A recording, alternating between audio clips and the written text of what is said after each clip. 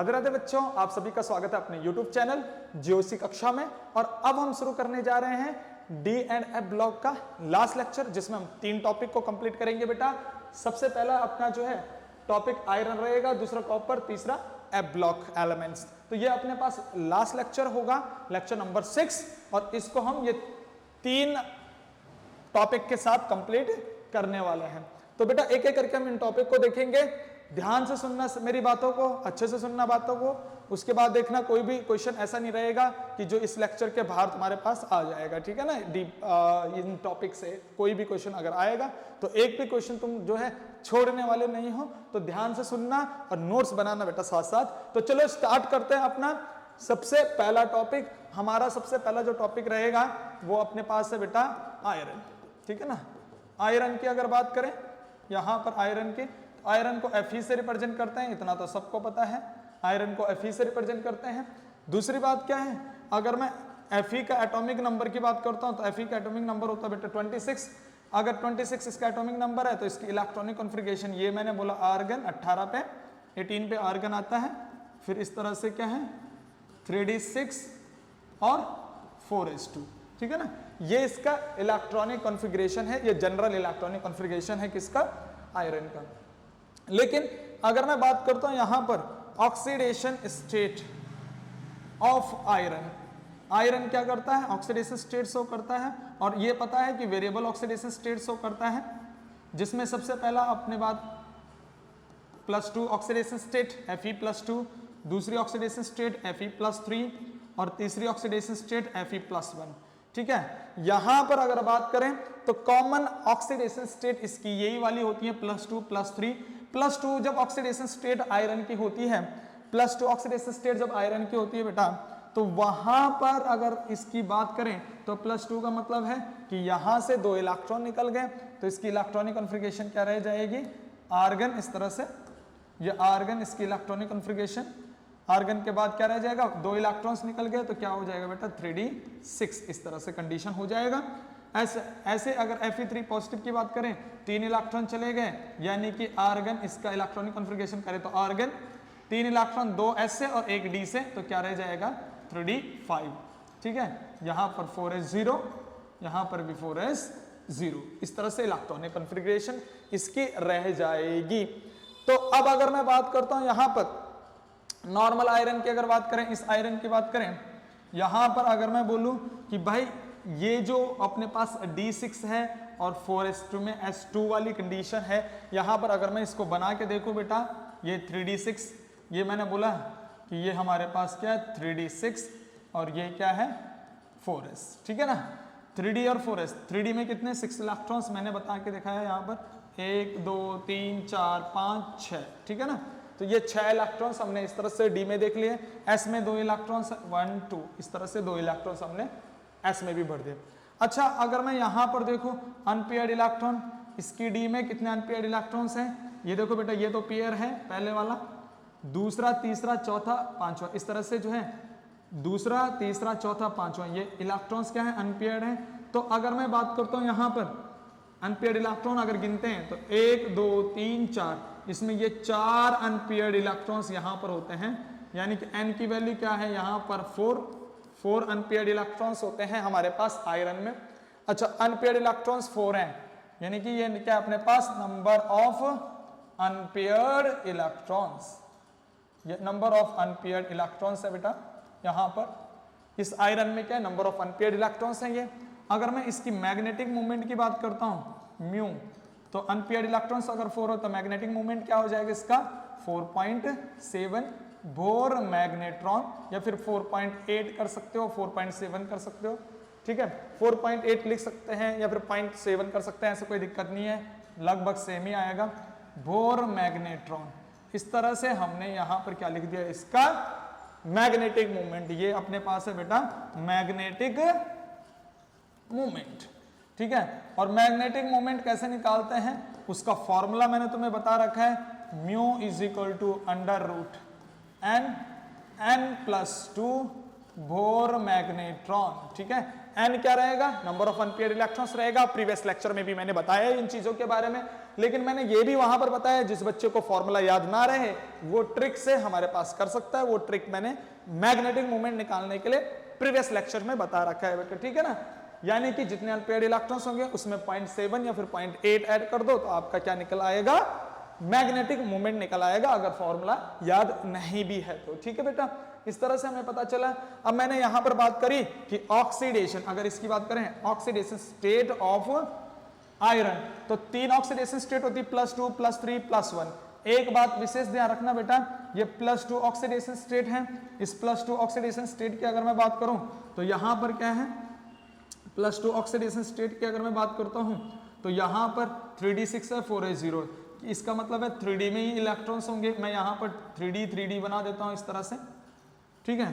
3d में 6 electron, ये 3d अपने पास है, 6 इलेक्ट्रॉन, 1 2 3 4 5 इस तरह से, और ये छठा इलेक्ट्रॉन्स, ठीक है ना। ये 6 इलेक्ट्रॉन्स यहाँ पर 3d6 में है। अच्छा, यहाँ पर अगर मैं अनपेयर्ड इलेक्ट्रॉन्स की बात करता हूँ तो अनपेयर्ड इलेक्ट्रॉन्स कितने आते हैं, 4, ठीक। यहाँ अगर इसकी बात करते हैं, यहाँ पर की बात करते हैं, यहाँ पर 3d5 है।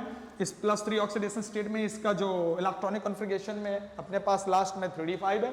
3d5 वाली कंडीशन अगर मैं देखता हूँ, ये अपने पास 3d है, 3d5 वाली कंडीशन 1 2 3 4 5 ऑर्बिटल यहाँ पर बनाई, 1 electron, 2 electron, 3 electron, 4 electron, 5 electron, ये 5 इलेक्ट्रॉन्स अपने पास हो गए और पांचों के पांचों अनपेयर्ड है। तो मैं यहाँ पर क्या बोल दूंगा बेटा, ये पांचों के पांचों इलेक्ट्रॉन्स क्या है, अनपेयर्ड है। तो मैं यहाँ पर बोलूंगा यहाँ पर 5 अनपेयर्ड इलेक्ट्रॉन्स है, ठीक है।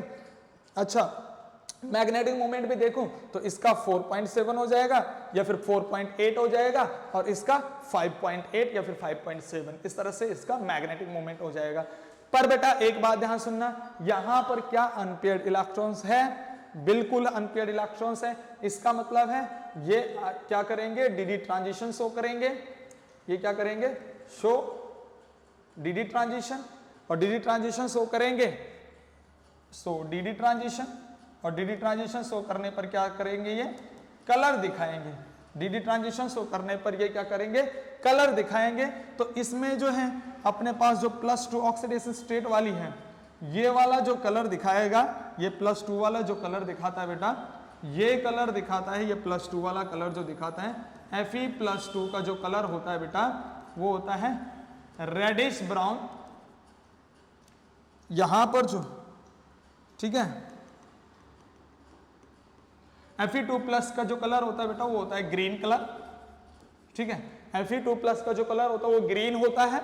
और जो Fe3+ है, इस वाले की अगर बात करें, इस वाले की बात अगर करें, ये Fe3 पॉजिटिव की, इस Fe3 पॉजिटिव की जो कलर हो जाएगा यहां पर इसका Fe3 पॉजिटिव का, तो इसका कलर हो जाता है बेटा reddish brown, reddish brown colour होता है इसका, ठीक, रेडिश ब्राउन कलर इसका होता है।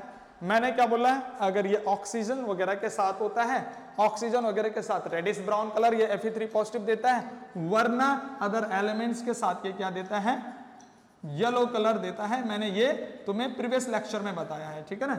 Fe3 पॉजिटिव येलो कलर देता है, लेकिन जब वो आयरन, यानी कि आयरन जब ऑक्सीजन के साथ होगा, ऑक्सीजन के साथ इसका रेडिश ब्राउन कलर देखने को मिलता है, जैसे अपने पास रस्टिंग में भी देखने को मिलता है, ठीक है ना।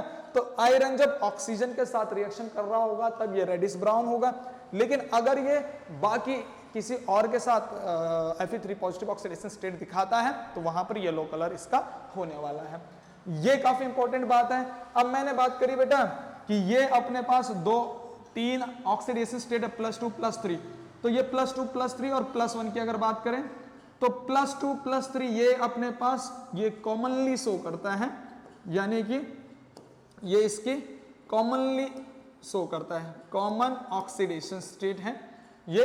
अगर तुमसे कोई पूछे कि कॉमन ऑक्सीडेशन स्टेट कौन कौन सी है Fe की, तो +2 +3।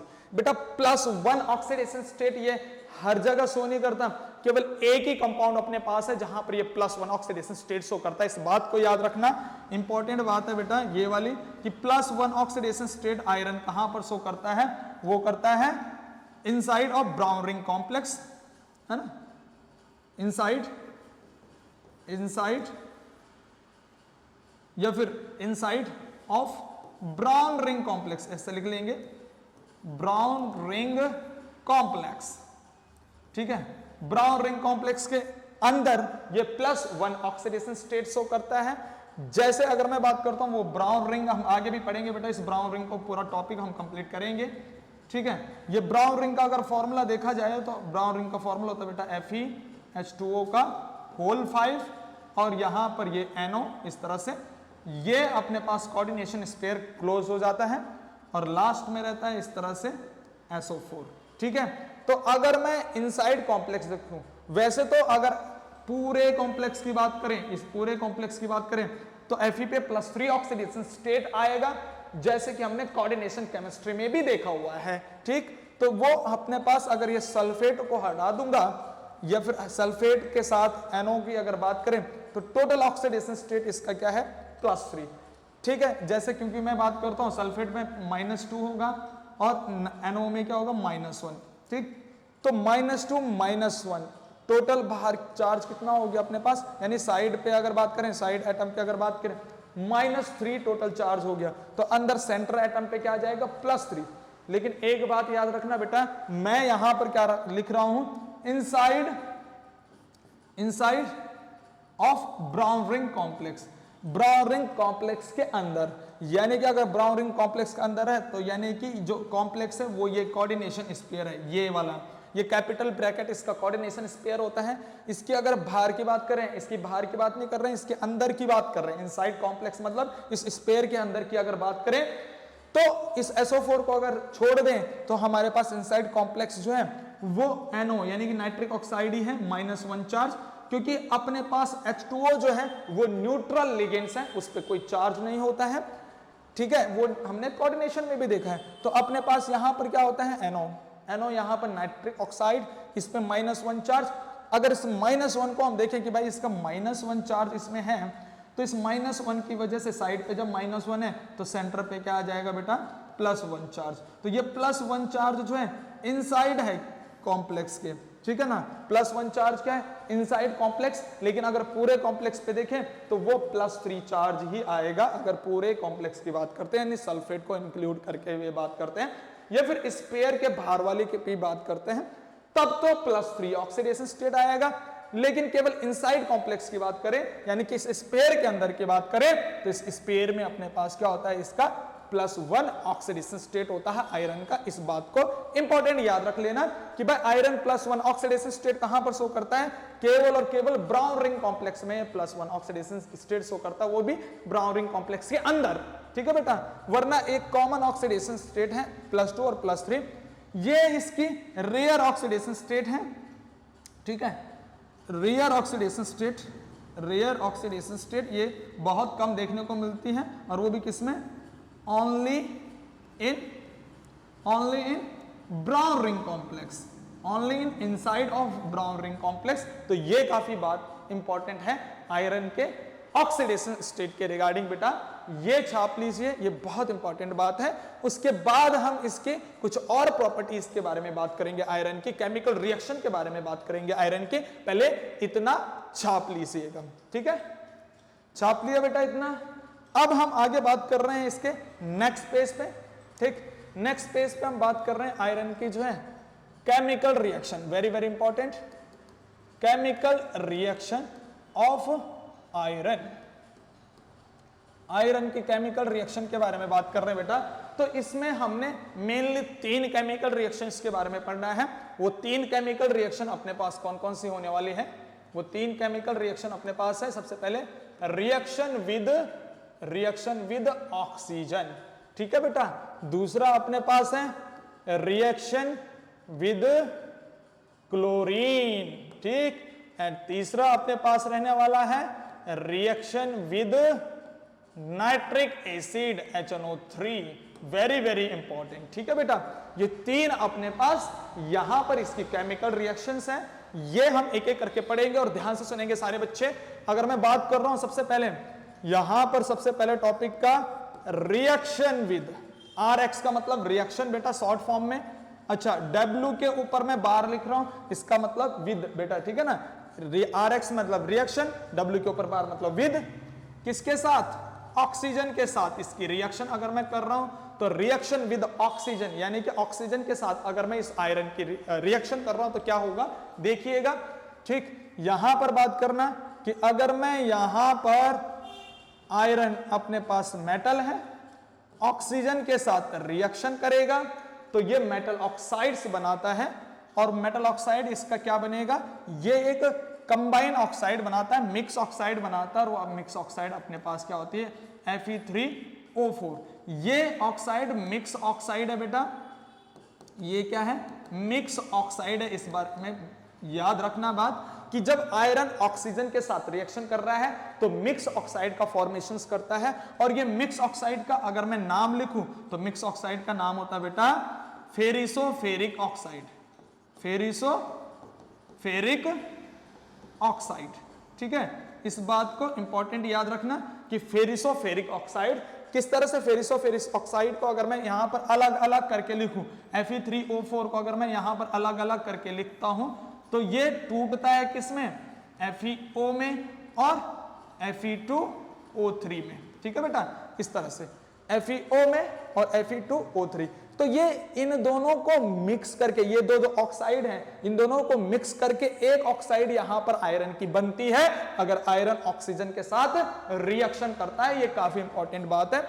अब मैंने इन ऑक्साइड को अलग अलग दिखाया, तो इस ऑक्साइड का नाम होगा बेटा फेरस ऑक्साइड, क्योंकि यहां पर आयरन का ऑक्सीडेशन स्टेट +2 है, यहां पर आयरन का ऑक्सीडेशन स्टेट +3 है। तो यहां पर जब आयरन का ऑक्सीडेशन स्टेट +2 है तो इसका नाम हो जाएगा बेटा फेरस ऑक्साइड। ठीक, फेरस ऑक्साइड इसका नाम हो जाएगा। और अगर मैं बात करता हूं यहां पर Fe2O3 की बात करते हैं तो यहां पर इसकी ऑक्सीडेशन स्टेट +3 है, और यहां पर इसका नाम हो जाएगा फेरिक ऑक्साइड। अच्छा, एक बात इंपॉर्टेंट है यहां पर, काफी इंपॉर्टेंट बात यह है बेटा कि हम इसके साथ तो फेरस यूज कर रहे हैं और इसके साथ फेरिक यूज कर रहे हैं, आईसी वाला। ठीक है ना, एक बात याद रखना, यहां पर मैं अलग से बता देता हूं, जब कोई एलिमेंट्स अपनी लोअर ऑक्सीडेशन स्टेट में हो, लोअर ऑक्सीडेशन स्टेट में, तब वहां पर OUS लास्ट में यूज करना है, यानी कि अस यूज करना है, OUS अस यूज करते हैं बेटा। जैसे +2 ऑक्सीडेशन स्टेट और +3 ऑक्सीडेशन स्टेट है, तो +2 और +3 में से जो है लोअर ऑक्सीडेशन स्टेट +2 वाली है, तो यहां पर यूज करा अस, यानी कि फेरस, इस तरह से। और जब कोई अपने हायर ऑक्सीडेशन स्टेट में होगा, यानी कि जब कोई एलिमेंट हायर ऑक्सीडेशन स्टेट में होगा, तब वहां पर हम यूज करते हैं सफिक्स के तौर पे इक। तो ये इसके सफिक्स है, ये क्या है इसके सफिक्स। ये काफी इंपॉर्टेंट बात याद रखना बेटा, ठीक है ना। ये कॉमन सी बात है कि जब कोई सेंट्रल एटम या फिर सेंट्रल मेटल एटम अपनी हायर ऑक्सीडेशन स्टेट में होगा तो उसके सफिक्स के तौर पे हम इक यूज करते हैं, आईसी वाला। और जब वो लोअर ऑक्सीडेशन स्टेट में होगा तो उसमें अस यूज करते हैं। ये काफी इंपॉर्टेंट बात है, ठीक है। जैसे हम बात करते हैं ना सल्फ्यूरस एसिड और सल्फ्यूरिक एसिड, तो सल्फ्यूरस में अगर बात करें तो वहां पर H2SO3 होता है, सल्फर अपनी +3 ऑक्सीडेशन स्टेट में होता है, वह सल्फर अपनी +4 ऑक्सीडेशन स्टेट में होता है। जबकि H2SO4 की अगर बात करें तो वहां पर सल्फर +6 ऑक्सीडेशन स्टेट में होता है। तो +6 वाले में हमने सल्फ्यूरिक एसिड कहेंगे H2SO4 वाले को, और H2SO3 जहां पर सल्फर अपनी +4 ऑक्सीडेशन स्टेट में है वहां पर उसको सल्फ्यूरस एसिड, यानी कि लोअर ऑक्सीडेशन स्टेट को अस यूज लगाएंगे और हायर ऑक्सीडेशन स्टेट को हम क्या लगाएं, इक यूज करेंगे। ये बात काफी इंपॉर्टेंट है, इसको भी अपने दिमाग में रखना बेटा अलग से। तो हम आयरन ऑक्साइड के बारे में बात कर रहे हैं, तो ये यहां पर फेरस ऑक्साइड, फेरिक ऑक्साइड, तो फेरस और फेरिक ऑक्साइड यहां पर मिक्स ऑक्साइड बन गए, तो इसको बोलते हैं फेरिसोफेरिक ऑक्साइड। ये काफी इंपॉर्टेंट बात यहां पर ऑक्सीजन के साथ रिएक्शन करने पर आयरन बनाता है, कौन सी, मिक्स ऑक्साइड। ठीक है बेटा, इतनी बात समझ में आई, ठीक है। नेक्स्ट हमारे पास नेक्स्ट जो केमिकल प्रॉपर्टीज रहेगी वो अपने पास है रिएक्शन विद क्लोरीन, ठीक है ना, reaction with chlorine. Chlorine gas के साथ रिएक्शन करेंगे, ये अपने पास गैस रहेगी बेटा, क्लोरीन गैस के साथ आयरन रिएक्शन करेगा।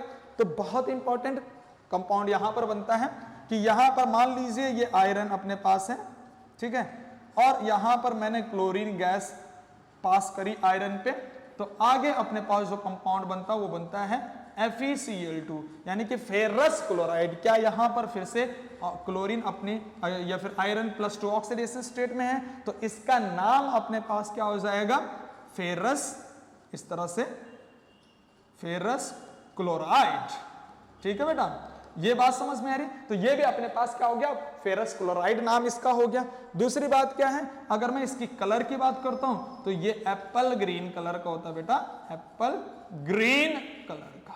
ठीक है ना, एप्पल ग्रीन कलर की अगर बात करें, ये फेरस क्लोराइड अपने पास एप्पल ग्रीन कलर का होता है। इस बात को याद रखना। मैंने ये बताया है कि जब आयरन +2 ऑक्सीडेशन स्टेट में होता है तो उसका ग्रीन कलर होता है, ठीक है, और +3 ऑक्सीडेशन स्टेट में होता है तो reddish brown colour, reddish brown colour.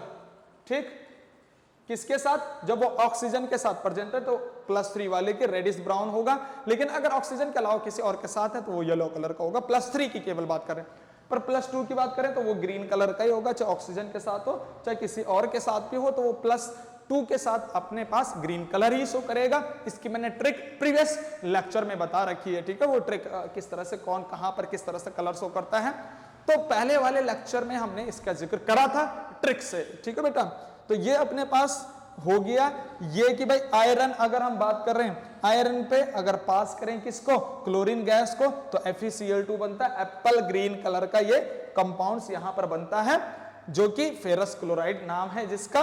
और अगर मैं बात करूं तो यहां पर जब हम क्लोरीन गैस पास कर रहे हैं ना बेटा, तो ये आयरन की रेड हॉट आयरन ट्यूब होती है। क्या होती है बेटा, ये red hot iron tube, red hot iron tube ये यहां पर होती है। ठीक है ना, ये क्या होती है, रेड हॉट आयरन ट्यूब। इसको समझिएगा कुछ इस तरह से कि मान लीजिएगा ये जो है लोहे की जो है गरम गरम लोहे की क्या है, लाल तपती हुई ट्यूब है। ठीक, अब यहां से अगर मान लीजिए क्लोरीन गैस पास करा, यहां से इस हॉलो ट्यूब से क्लोरीन गैस पास करा, तो इसके अंदर क्लोरीन गैस जाएगी, यानी कि यहां से क्लोरीन गैस डाला और यहां बन गया अपने पास क्या, ये आयरन की ट्यूब है बेटा। ठीक है, रेड आयरन ट्यूब है ये Fe, ये है रेड हॉट आयरन ट्यूब। ये क्या है, रेड हॉट आयरन ट्यूब। ठीक है, रेड हॉट आयरन ट्यूब ये यहां पर है। ठीक, तो इस रेड हॉट आयरन ट्यूब में यहां से डाला क्लोरीन और यहां आगे निकला FeCl2 जिसका कलर अपने पास एप्पल ग्रीन कलर है। वेरी वेरी इंपॉर्टेंट कि ये देखो बेटा, यहां पर रेड हॉट आयरन ट्यूब लिया और यहां से डाली क्लोरीन गैस और आगे निकला क्या, FeCl2 यानी कि एप्पल ग्रीन कलर का कॉम्प्लेक्स। तो ये देखो, ये काफी इंपॉर्टेंट चीज यहां पर हो रही है कि भाई हम यहां पर red hot hollow iron tube ले रहे हैं, यहां से क्लोरीन, वहां से कुछ और हमारे पास बन के निकल आ रहा है, जैसे कि यहां से डाला आलू, वहां से निकला सोना। तो ये वाली बात हो रही है बेटा यहां पर कि यहां से डाला हमने क्या, क्लोरीन, और यहां पर एक नई चीज निकल रही है ना। ठीक है, ये आलू और ये सोना, ये आलू का भाव और ये सोने का भाव। तो इस तरह से अपने पास ये कंपाउंड यहां पर बनता है। ठीक है ना, मुझे याद आया कि ये आलू और सोने वाली बात किसी नेता ने कही है। ठीक है, कि एक जगह से आलू डाला, दूसरी जगह से सोना निकलेगा। ठीक है, तो उसी से हम अगर बात करें कि ये वाला अगर देखें, ये वाली अगर बात करें क्लोरीन गैस की अगर बात करें, तो यहां पर ये क्लोरीन गैस हमने आयरन ट्यूब में डाला, होलो आयरन ट्यूब में डाला, और आगे से क्या निकल गया, मोस्ट इंपॉर्टेंट कंपाउंड अपने पास निकल गया, that is FeCl2 Apple green colour का। तो ये काफी इंपॉर्टेंट बात है बेटा। ठीक है ना, तो ये छाप लिया, ये समझ लीजिएगा, ये हमने यहां पर दो चीजें कंप्लीट कर ली है, ऑक्सीजन के साथ रिएक्शन, क्लोरीन के साथ रिएक्शन। अब हमारे पास ये तीसरी वाली रिएक्शन काफी इंपॉर्टेंट है, उसको हम नेक्स्ट पेज पे करेंगे। इतना छाप लीजिए बेटा पहले। ठीक है, ठीक, छाप लिया, आगे बढ़ते हैं बेटा नेक्स्ट पेज पे। ठीक, अपने पेन का कलर चेंज कर लेता हूं, येलो कर लेते हैं इसको। ठीक, अब अगर मैं बात कर रहा हूं यहां पर तीसरा जो पॉइंट अपने पास है, या फिर तीसरी जो रिएक्शन है, वो है reaction with nitric acid. Very very important, reaction with nitric acid, HNO3 के साथ रिएक्शन। बेटा यहां पर HNO3 के साथ रिएक्शन, अपने पास नाइट्रिक एसिड है, ये HNO3 नाइट्रिक एसिड है। लेकिन हम नाइट्रिक एसिड की अगर बात कर रहे हैं, ये अपने पास नाइट्रिक एसिड है, हम सिंपल वही चलते हैं 11 10th वाले कंसेप्ट में चल लेते हैं कि जब मान लीजिए कोई मेटल, आयरन अपने पास मेटल है, ठीक है, जब कोई मेटल एसिड के साथ रिएक्शन करता है, ठीक है, ये रिएक्शन तुमने पढ़ रखी होगी, 10th क्लास में भी पढ़ाया जाता है केमिकल रिएक्शन वाले चैप्टर में, ठीक, और 11th वगैरह में भी यहां पर देखने को मिलती है अपने पास। तो मेटल जब एसिड के साथ रिएक्शन करता है तो तुम्हें इसके बारे में पता है आगे क्या बनता है, मेटल सॉल्ट बनता है, ठीक है, यानी कि उस मेटल का सॉल्ट बनेगा, जो भी मेटल एसिड के साथ रिएक्शन करेगा वो अपना सॉल्ट बनाएगा, और यहां पर हाइड्रोजन गैस निकलती है जो कि पॉप साउंड करते हुए निकलती है इस तरह से, ठीक है ना।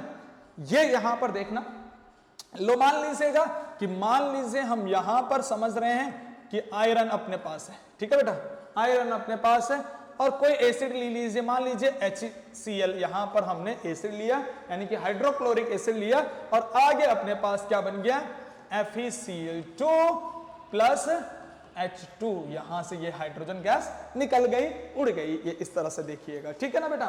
तो यहां पर बन गया आयरन क्लोराइड यानी कि मेटल सॉल्ट बन गया, ठीक, यहां पर ये चीजें। दूसरे अगर मैं एग्जांपल यहां पर समझ रहा हूं कॉमनली कि यही मान लीजिए अपने पास आयरन है और ये दूसरे एसिड के साथ रिएक्शन कर रहा है H2SO4 के साथ, तो यहां पर क्या हो रहा है, यहां पर बन रहा है FeSO4 यानी कि आयरन का सल्फेट, और साथ ही साथ यहां पर निकल रही है हाइड्रोजन गैस, ठीक है, यानी कि यहां पर भी मेटल का सॉल्ट बन गया और हाइड्रोजन गैस निकल गई है, ठीक है, ये आयरन सल्फेट, ये फेरस क्लोराइड।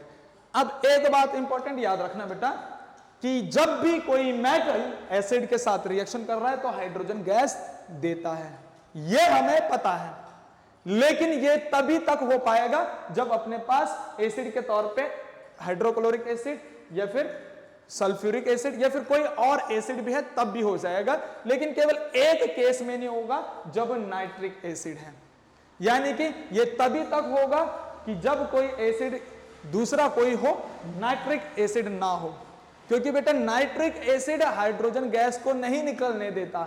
नाइट्रिक एसिड क्या है, स्ट्रॉन्ग ऑक्सीडाइजिंग एजेंट की तरह बिहेव शो करता है, वो हाइड्रोजन गैस को ऑक्सीडाइज करके वाटर में बदल देता है। तो इस बात को इंपॉर्टेंट याद रख लेना, ये काफी इंपॉर्टेंट बात है, वेरी वेरी इंपॉर्टेंट बात कि देखो कोई भी मेटल अगर एसिड के साथ रिएक्शन करता है और एसिड कोई सा भी हो तो अपने पास मेटल सॉल्ट और हाइड्रोजन गैस बनता है, यानी कि एसिड कोई सा भी हो लेकिन वो एसिड नाइट्रिक एसिड नहीं होना चाहिए, केवल और केवल नाइट्रिक एसिड को छोड़ के अगर कोई भी एसिड और कोई भी मेटल रिएक्शन कर रहे हैं तो मेटल सॉल्ट और हाइड्रोजन गैस बनता है, पर एक्सेप्ट नाइट्रिक एसिड, इसको मैं फोकस करते हुए लिख रहा हूं यहां पर स्टार करते हुए, क्योंकि बेटा ये HNO3 की अगर मैं बात कर रहा हूं, इस HNO3 की, तो ये अपने पास ऑक्सीडाइजिंग एजेंट होता है, स्ट्रॉन्ग ऑक्सीडाइजिंग एजेंट।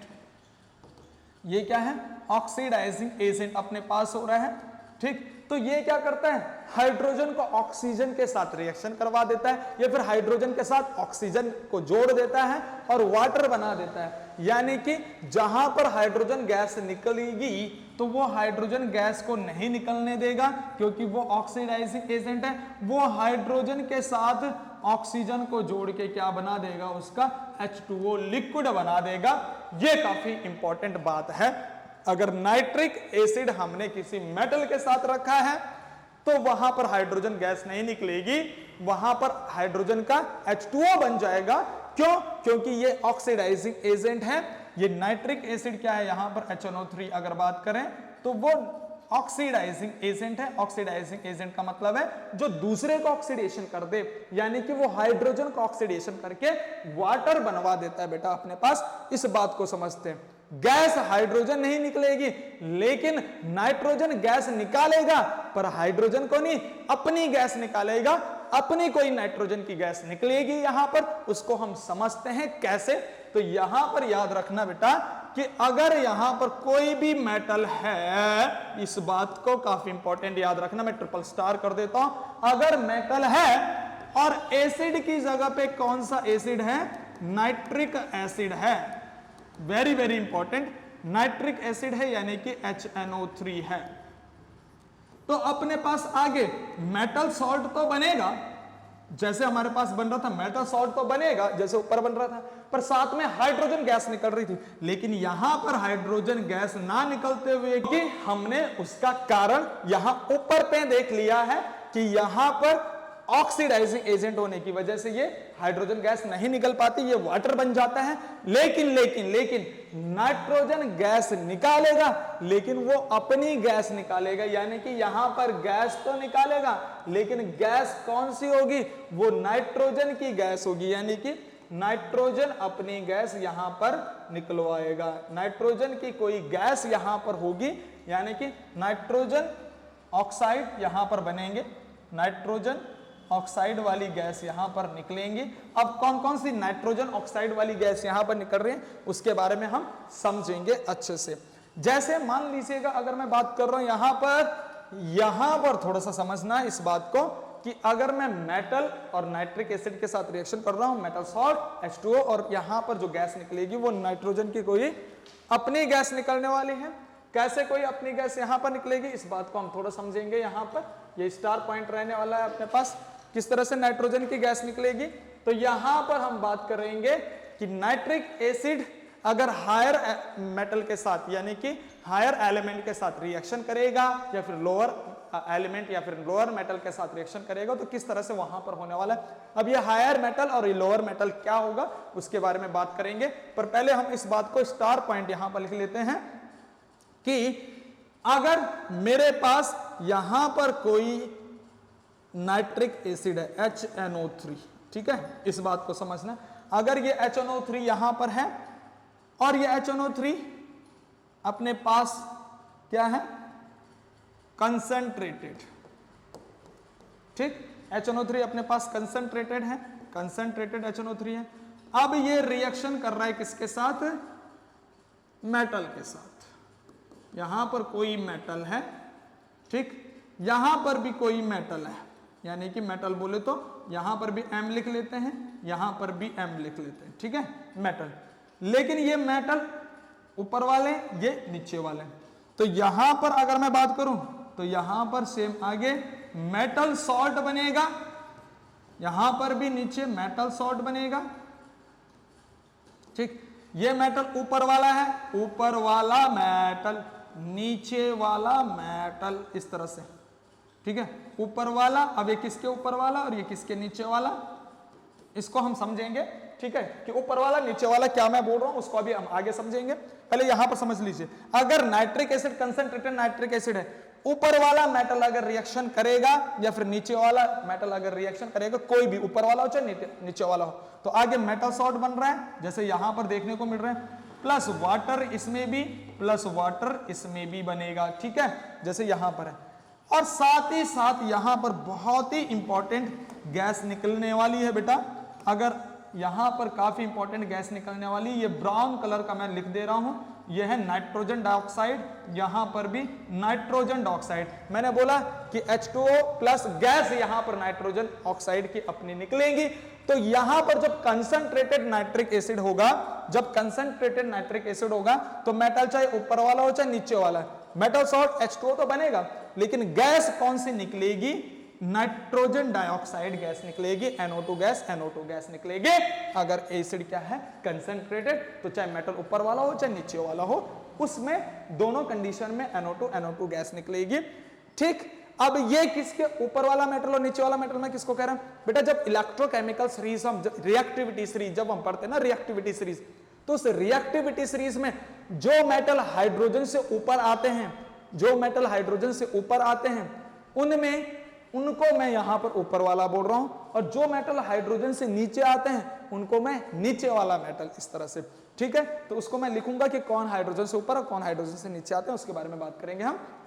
दूसरी बात मैं यहां पर कर रहा हूं, ये तो अपने पास कंसंट्रेटेड एसिड है, लेकिन यहां पर मैंने ट्रिपल स्टार पहले ही लगा रखा है, वो इसलिए कि अगर यहां पर ये जो HNO3 है, ये नाइट्रिक एसिड, अगर मैं बात कर रहा हूं कि ये अपने पास HNO3 जो है वो क्या है, डाइल्यूट है, मान लीजिए डाइल्यूट HNO3 है, ठीक है बेटा, क्या है अपने पास, डाइल्यूट HNO3।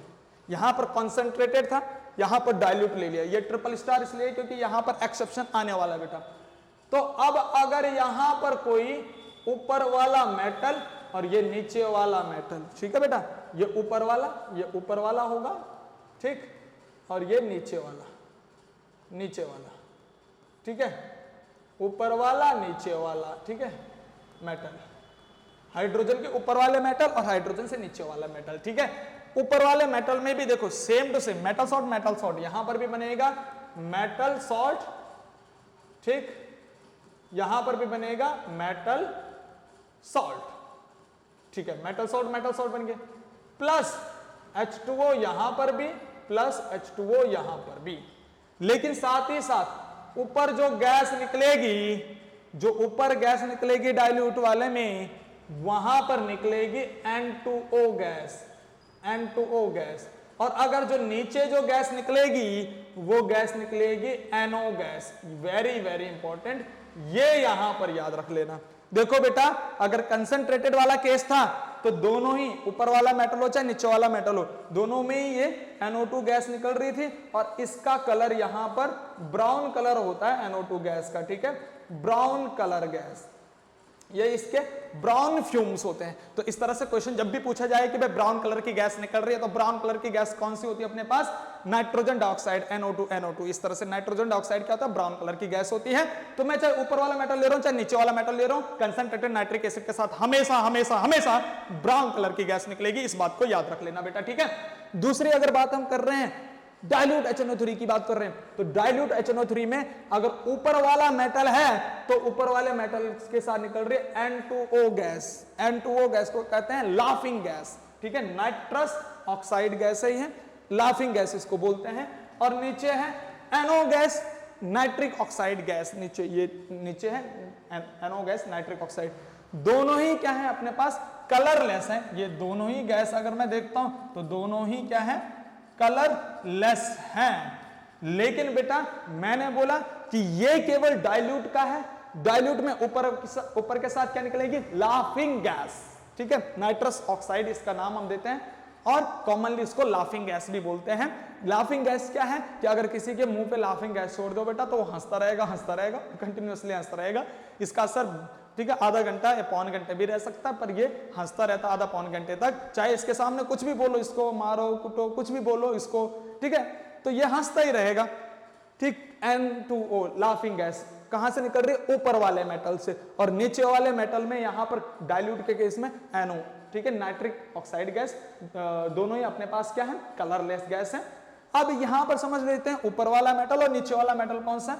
यहां पर ध्यान समझना, ऊपर वाला और नीचे वाला। बेटा ध्यान सुनना, यहां पर मैं बोल रहा हूं हाइड्रोजन है मान लीजिए, ठीक है, ये रहेगा हाइड्रोजन, बीच में हाइड्रोजन है, रिएक्टिविटी सीरीज। तो कुछ मेटल हाइड्रोजन से ऊपर होंगे, ये मेटल हाइड्रोजन के ऊपर होंगे कुछ, मैंने बोला ये ऊपर वाले मेटल, ठीक है बेटा। अब मैं यहां पर बोल रहा हूं ये ऊपर वाले मेटल हैं। कुछ मेटल होंगे हाइड्रोजन से नीचे, ठीक, ये हो जाएंगे नीचे वाले मेटल, ठीक है, ये नीचे वाले मेटल हो जाएंगे जो नीचे होंगे, ठीक है बेटा, हाइड्रोजन से नीचे। अब एक बात याद रखना बेटा, बाकी सारे मेटल हाइड्रोजन से ऊपर आते हैं, केवल हाइड्रोजन के नीचे आता है छापा। याद रखना तुमने, हाइड्रोजन के नीचे क्या आता है? छापा, इस तरह से याद रखना है, ठीक है। क्या याद रखना है? छापा। ये छापा हाइड्रोजन से नीचे आता है। C मतलब Cu, H मतलब Hg, Ag, Hg के बगल में Ag, P के मतलब Pt और Au। तो इस तरह से अपने पास यानी कॉपर, मरकरी, सिल्वर, प्लैटिनम और गोल्ड, इस तरह से हमने इसको ट्रिक से याद रखना है। छापा, ठीक है, ये छापा CHAPA, छापा। इस तरह से छापा से ट्रिक याद रखनी है। यानी कि एक बात याद रखना बेटा, अगर पूरी इलेक्ट्रोकेमिकल सीरीज तुम्हें नहीं भी याद है तो इस बात को याद रखना, हाइड्रोजन के नीचे छापा आता है, केवल छापा याद रख लेना। तो जो हाइड्रोजन के नीचे है वो केवल और केवल छापा है। इस छापा में से अगर कोई भी मेटल आएगा डाइल्यूट के साथ, तब यहां पर NO गैस निकलेगी, यानी नाइट्रिक ऑक्साइड गैस निकलेगी। अगर छापा के अलावा कोई और भी मेटल अपने पास आए तो कोई और मतलब यानी कि ऊपर वाले वो हाइड्रोजन से ऊपर हो जाएंगे। तो जैसे हम अगर बात करें आयरन की बात, तो इस छापा में आयरन नहीं आ रहा है, ठीक, तो इसका मतलब आयरन क्या, ऊपर वाला मेटल, तो ऊपर वाले मेटल के साथ हमेशा N2O गैस निकलेगी, यानी लाफिंग गैस निकलेगी। इस तरह से हमने याद रखना, पर यह केस कंसंट्रेटेड के साथ नहीं है, केवल डाइल्यूट के साथ ये केस है। अब बच्चे इतना तो याद रख लेते हैं कि भाई हमारे पास डाइल्यूट के केस में एक जगह लाफिंग गैस निकलती है, एक जगह नाइट्रिक ऑक्साइड गैस निकलती है, और दोनों ही कलरलेस है। इस तरह से बच्चे याद तो रख लेते हैं, लेकिन बच्चे कभी कभी पेपर के समय पे कंफ्यूज हो जाते हैं। बच्चे सोचते हैं यार कि हायर यानी ऊपर वाले मेटल के साथ लाफ निकल रही थी या नीचे वाले मेटल के साथ लाफिंग गैस निकल रही थी, इस तरह से कंफ्यूज हो जाते हैं। तो इसको कंफ्यूज को दूर करने के लिए मैं एक ट्रिक बताता हूं बेटा तुम्हें किस तरह से याद रखना है। अब सिंपल सी बात कर लीजिए, आपका लाफ कहां से निकलता है? क्या आपका लाफ नीचे से निकलता है? नहीं, नीचे से लाफ नहीं, लाफ निकलता ऊपर से, यानी कि मुंह से। तो मुंह से आप लाफ निकलता है, हंसी जो है ऊपर से निकलती है। लाफिंग गैस का मतलब हंसने वाली गैस, यानी कि ऊपर से आपके हंसी निकलती है। तो ये इतना याद रख लेना, ऊपर से हंसना यानी कि ऊपर से लाफ। तो ऊपर से जो है ऊपर वाले मेटल के साथ लाफिंग निकलेगा, तो अपने आप नीचे वाले के साथ क्या हो जाएगा? NO गैस हो जाएगा बेटा। इस तरह से हमने याद रख लेना। तो इसका मतलब अगर मैं आयरन की रिएक्शन अगर किसके साथ करवा रहा हूं? नाइट्रिक एसिड के साथ करवा रहा हूं, कंसंट्रेटेड भी और डाइल्यूट के साथ भी। तो यहां पर देख लेना क्या होगा, ठीक। तो मैं अगर आगे बात कर रहा हूं यहां पर Fe, तो क्या Fe अपने पास ऊपर वाला मेटल है? ठीक है, अगर ये ऊपर वाला मेटल है तो एक बार मैं इसकी रिएक्शन जो है बेटा, एक बार मैं इसकी रिएक्शन किसके साथ करवा रहा हूं? Concentrated HNO3, concentrated nitric acid के साथ। दूसरी बार मैं इसकी रिएक्शन करवा रहा हूं डाइल्यूट HNO3 के साथ यहां पर, ठीक है। ये रिएक्शन मैं यहां पर करा रहा हूं। तो क्या अपने पास पता है कि कंसंट्रेटेड में यहां पर इसका सॉल्ट बनेगा? Fe की जो ऑक्सीडेशन स्टेट है +2 ऑक्सीडेशन स्टेट होती है, तो यहां पर इसका सॉल्ट बनेगा FeNO3 का होल ट्वाइस फेरस नाइट्रेट। इस तरह से बन जाएगा, फेरस नाइट्रेट यहां पर बन जाएगा। आयरन +2 ऑक्सीडेशन स्टेट में है, प्लस वाटर यहां पर बनेगा, H2O बनेगा, प्लस ऊपर वाला मेटल है, ऊपर वाला मेटल है Fe ऊपर वाला मेटल। और कंसंट्रेटेड में जब ऊपर वाला मेटल होता है तो कंसंट्रेटेड में हमेशा कौन सी गैस निकलती है बेटा? ब्राउन कलर की गैस निकलती है। ये मैंने इसका कलर भी चेंज कर दिया, ये ब्राउन कलर की गैस यहां पर निकल रही है, ठीक। अच्छा, दूसरी अगर बात करते हैं, यहां पर जो अगर डाइल्यूट के साथ ये ऊपर वाला मेटल रिएक्ट कर रहा है तो वही अपने पास सेम टू सेम ये इसका ये सॉल्ट बनेगा, सेम टू सेम यहां पर वाटर उतरेगा, और सेम टू सेम नीचे वाला पे अगर हम बात कर रहे हैं, यानी नीचे वाला तो नहीं है, यहां पर Fe ऊपर वाला है। तो अगर डाइल्यूट के साथ भी ऊपर वाला मेटल हम रखते हैं, डाइल्यूट के साथ भी अगर हम ऊपर वाला मेटल हम रखते हैं डाइल्यूट के साथ, तो डाइल्यूट के साथ जब हम ऊपर वाला मेटल रख रहे हैं तो क्या हो रहा है? यहां पर समझ लीजिए ये डाइल्यूट है, ये डाइल्यूट के साथ हम ऊपर वाला मेटल रख रहे हैं, तो कौन सी गैस निकल रही है? कौन सी गैस निकल रही है? Laughing gas. इस बात को इंपॉर्टेंट याद रख लेना कि यहां पर कौन सी गैस निकल गई है? Laughing gas. Very very important. ये कलरलेस गैस है, इसको मैं व्हाइट कलर से बना देता हूं, ठीक है, इसको मैं व्हाइट कलर से बना देता हूं, ठीक। यानी कि यहां पर ये चीजें हमें कलरलेस गैस बन रही है, यहां पर व्हाइट कलर से लिख दिया इसको N2O।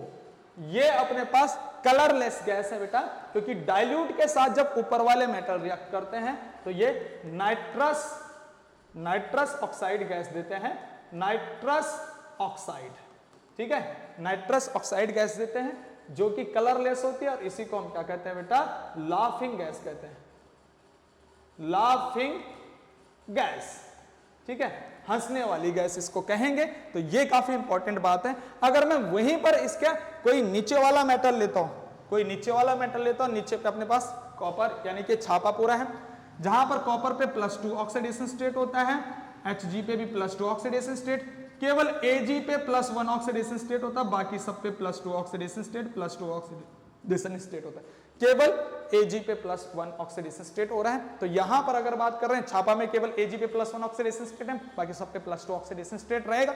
आगे अगर मैं बात कर रहा हूं कि मैंने भाई ऊपर वाले मेटल की तो बात कर ली है, ऊपर वाले मेटल की अगर बात कर ली है कंसंट्रेटेड के साथ भी डाइल्यूट के साथ भी, लेकिन यहां पर ये ऊपर वाला मेटल है, क्या है बेटा? ये ऊपर वाला, ठीक, ऊपर वाला मेटल। लेकिन अगर मैं वही नीचे वाला मेटल की बात करता हूं जैसे कॉपर, तो ये कॉपर क्या रहेगा, नीचे वाला मेटल रहेगा, नीचे वाला मेटल, नीचे वाला, ठीक है, ये नीचे वाला। अब इसकी बात सुनिएगा बेटा, अब ये अगर कंसंट्रेटेड HNO3 के साथ अगर ये रिएक्शन कर रहा है, वहीं ये डाइल्यूट HNO3 के साथ रिएक्शन कर रहा है, तो अगर नीचे वाला है तो कंसंट्रेटेड के साथ हमेशा सॉल्ट बनेगा। कॉपर की भी ऑक्सीडेशन स्टेट 2 है तो कॉपर का सॉल्ट बनेगा, जैसे यहाँ पर Fe का सॉल्ट बन रहा था, यहाँ पर कॉपर का सॉल्ट बनेगा CuNO3 का होल ट्वाइस प्लस H2O, ठीक। और कंसंट्रेटेड है तो हमेशा ब्राउन कलर की गैस निकलेगी, ये मैं ब्राउन कलर बना दे रहा हूं यहां पर, NO2 ब्राउन कलर की गैस हमेशा निकलेगी अगर कंसंट्रेटेड है। लेकिन डाइल्यूट में अपने पास एक्सेप्शन आता है, यानी कि डाइल्यूट में क्या हो जाएगा, यहां पर इसका सेम टू सेम इसका सॉल्ट तो बनेगा, सेम टू सेम इसका यहां पर वाटर तो बनेगा, लेकिन अब ब्राउन कलर की गैस नहीं, अब ये नीचे वाला मेटल है और नीचे वाले मेटल के साथ निकलता है NO गैस, यानी कि नाइट्रिक ऑक्साइड गैस यहां पर निकलता है बेटा। इसको अच्छे से समझ लेना, ये काफी इंपॉर्टेंट बात है। ये भी कलरलेस है बेटा, ये भी कलरलेस गैस है। तो इस तरह से याद रख लेना कि अगर ऊपर वाला मेटल जो है डाइल्यूट के साथ रिएक्शन कर रहा है तो ऊपर वाले मेटल में ये लाफिंग गैस निकल रही है, लाफिंग गैस निकल रही है, और अगर नीचे वाला मेटल डाइल्यूट के साथ रिएक्शन कर रहे हैं तो नाइट्रिक ऑक्साइड गैस निकल रही है। ये केवल डाइल्यूट में एक्सेप्शन है, कंसंट्रेटेड में नहीं है, क्योंकि कंसंट्रेटेड में चाहे ऊपर वाला मेटल लो चाहे नीचे वाला मेटल लो, कंसंट्रेटेड में चाहे नीचे वाला मेटल लो चाहे कंसंट्रेटेड में ऊपर वाला मेटल लो, हमेशा ब्राउन कलर की गैस यानी कि NO2 gas, nitrogen dioxide gas निकलेगी। इतनी काफी इंपॉर्टेंट बात है बेटा, ये बहुत ज्यादा इंपॉर्टेंट बात है। तो इतने हमने इसके टॉपिक कंप्लीट कर लिए हैं। आयरन का हमने जो है ये रिएक्शन कंप्लीट कर ली है, ये भी कंप्लीट, ये भी कंप्लीट, ये भी कंप्लीट। तो इतना हम देख लेते हैं बेटा ये चीजें, फिर ठीक है, इतनी चीजें हमने कंप्लीट कर ली हैं। इससे अब हम पढ़ेंगे आयरन के कुछ कंपाउंड्स। तो यहां पर मैं आगे टॉपिक डाल रहा हूं आयरन के कंपाउंड्स, यानी कि कंपाउंड्स ऑफ आयरन, आयरन के कंपाउंड्स। अब यहां पर हमारे पास आयरन के कंपाउंड्स की अगर मैं बात करता हूं तो हम दो कंपाउंड यहां पर आयरन के पढ़ने वाले हैं, दो कंपाउंड हम यहां पर आयरन के पढ़ने वाले हैं। सबसे पहले ऑक्साइड्स ऑफ आयरन, आयरन के ऑक्साइड के बारे में हम पढ़ेंगे।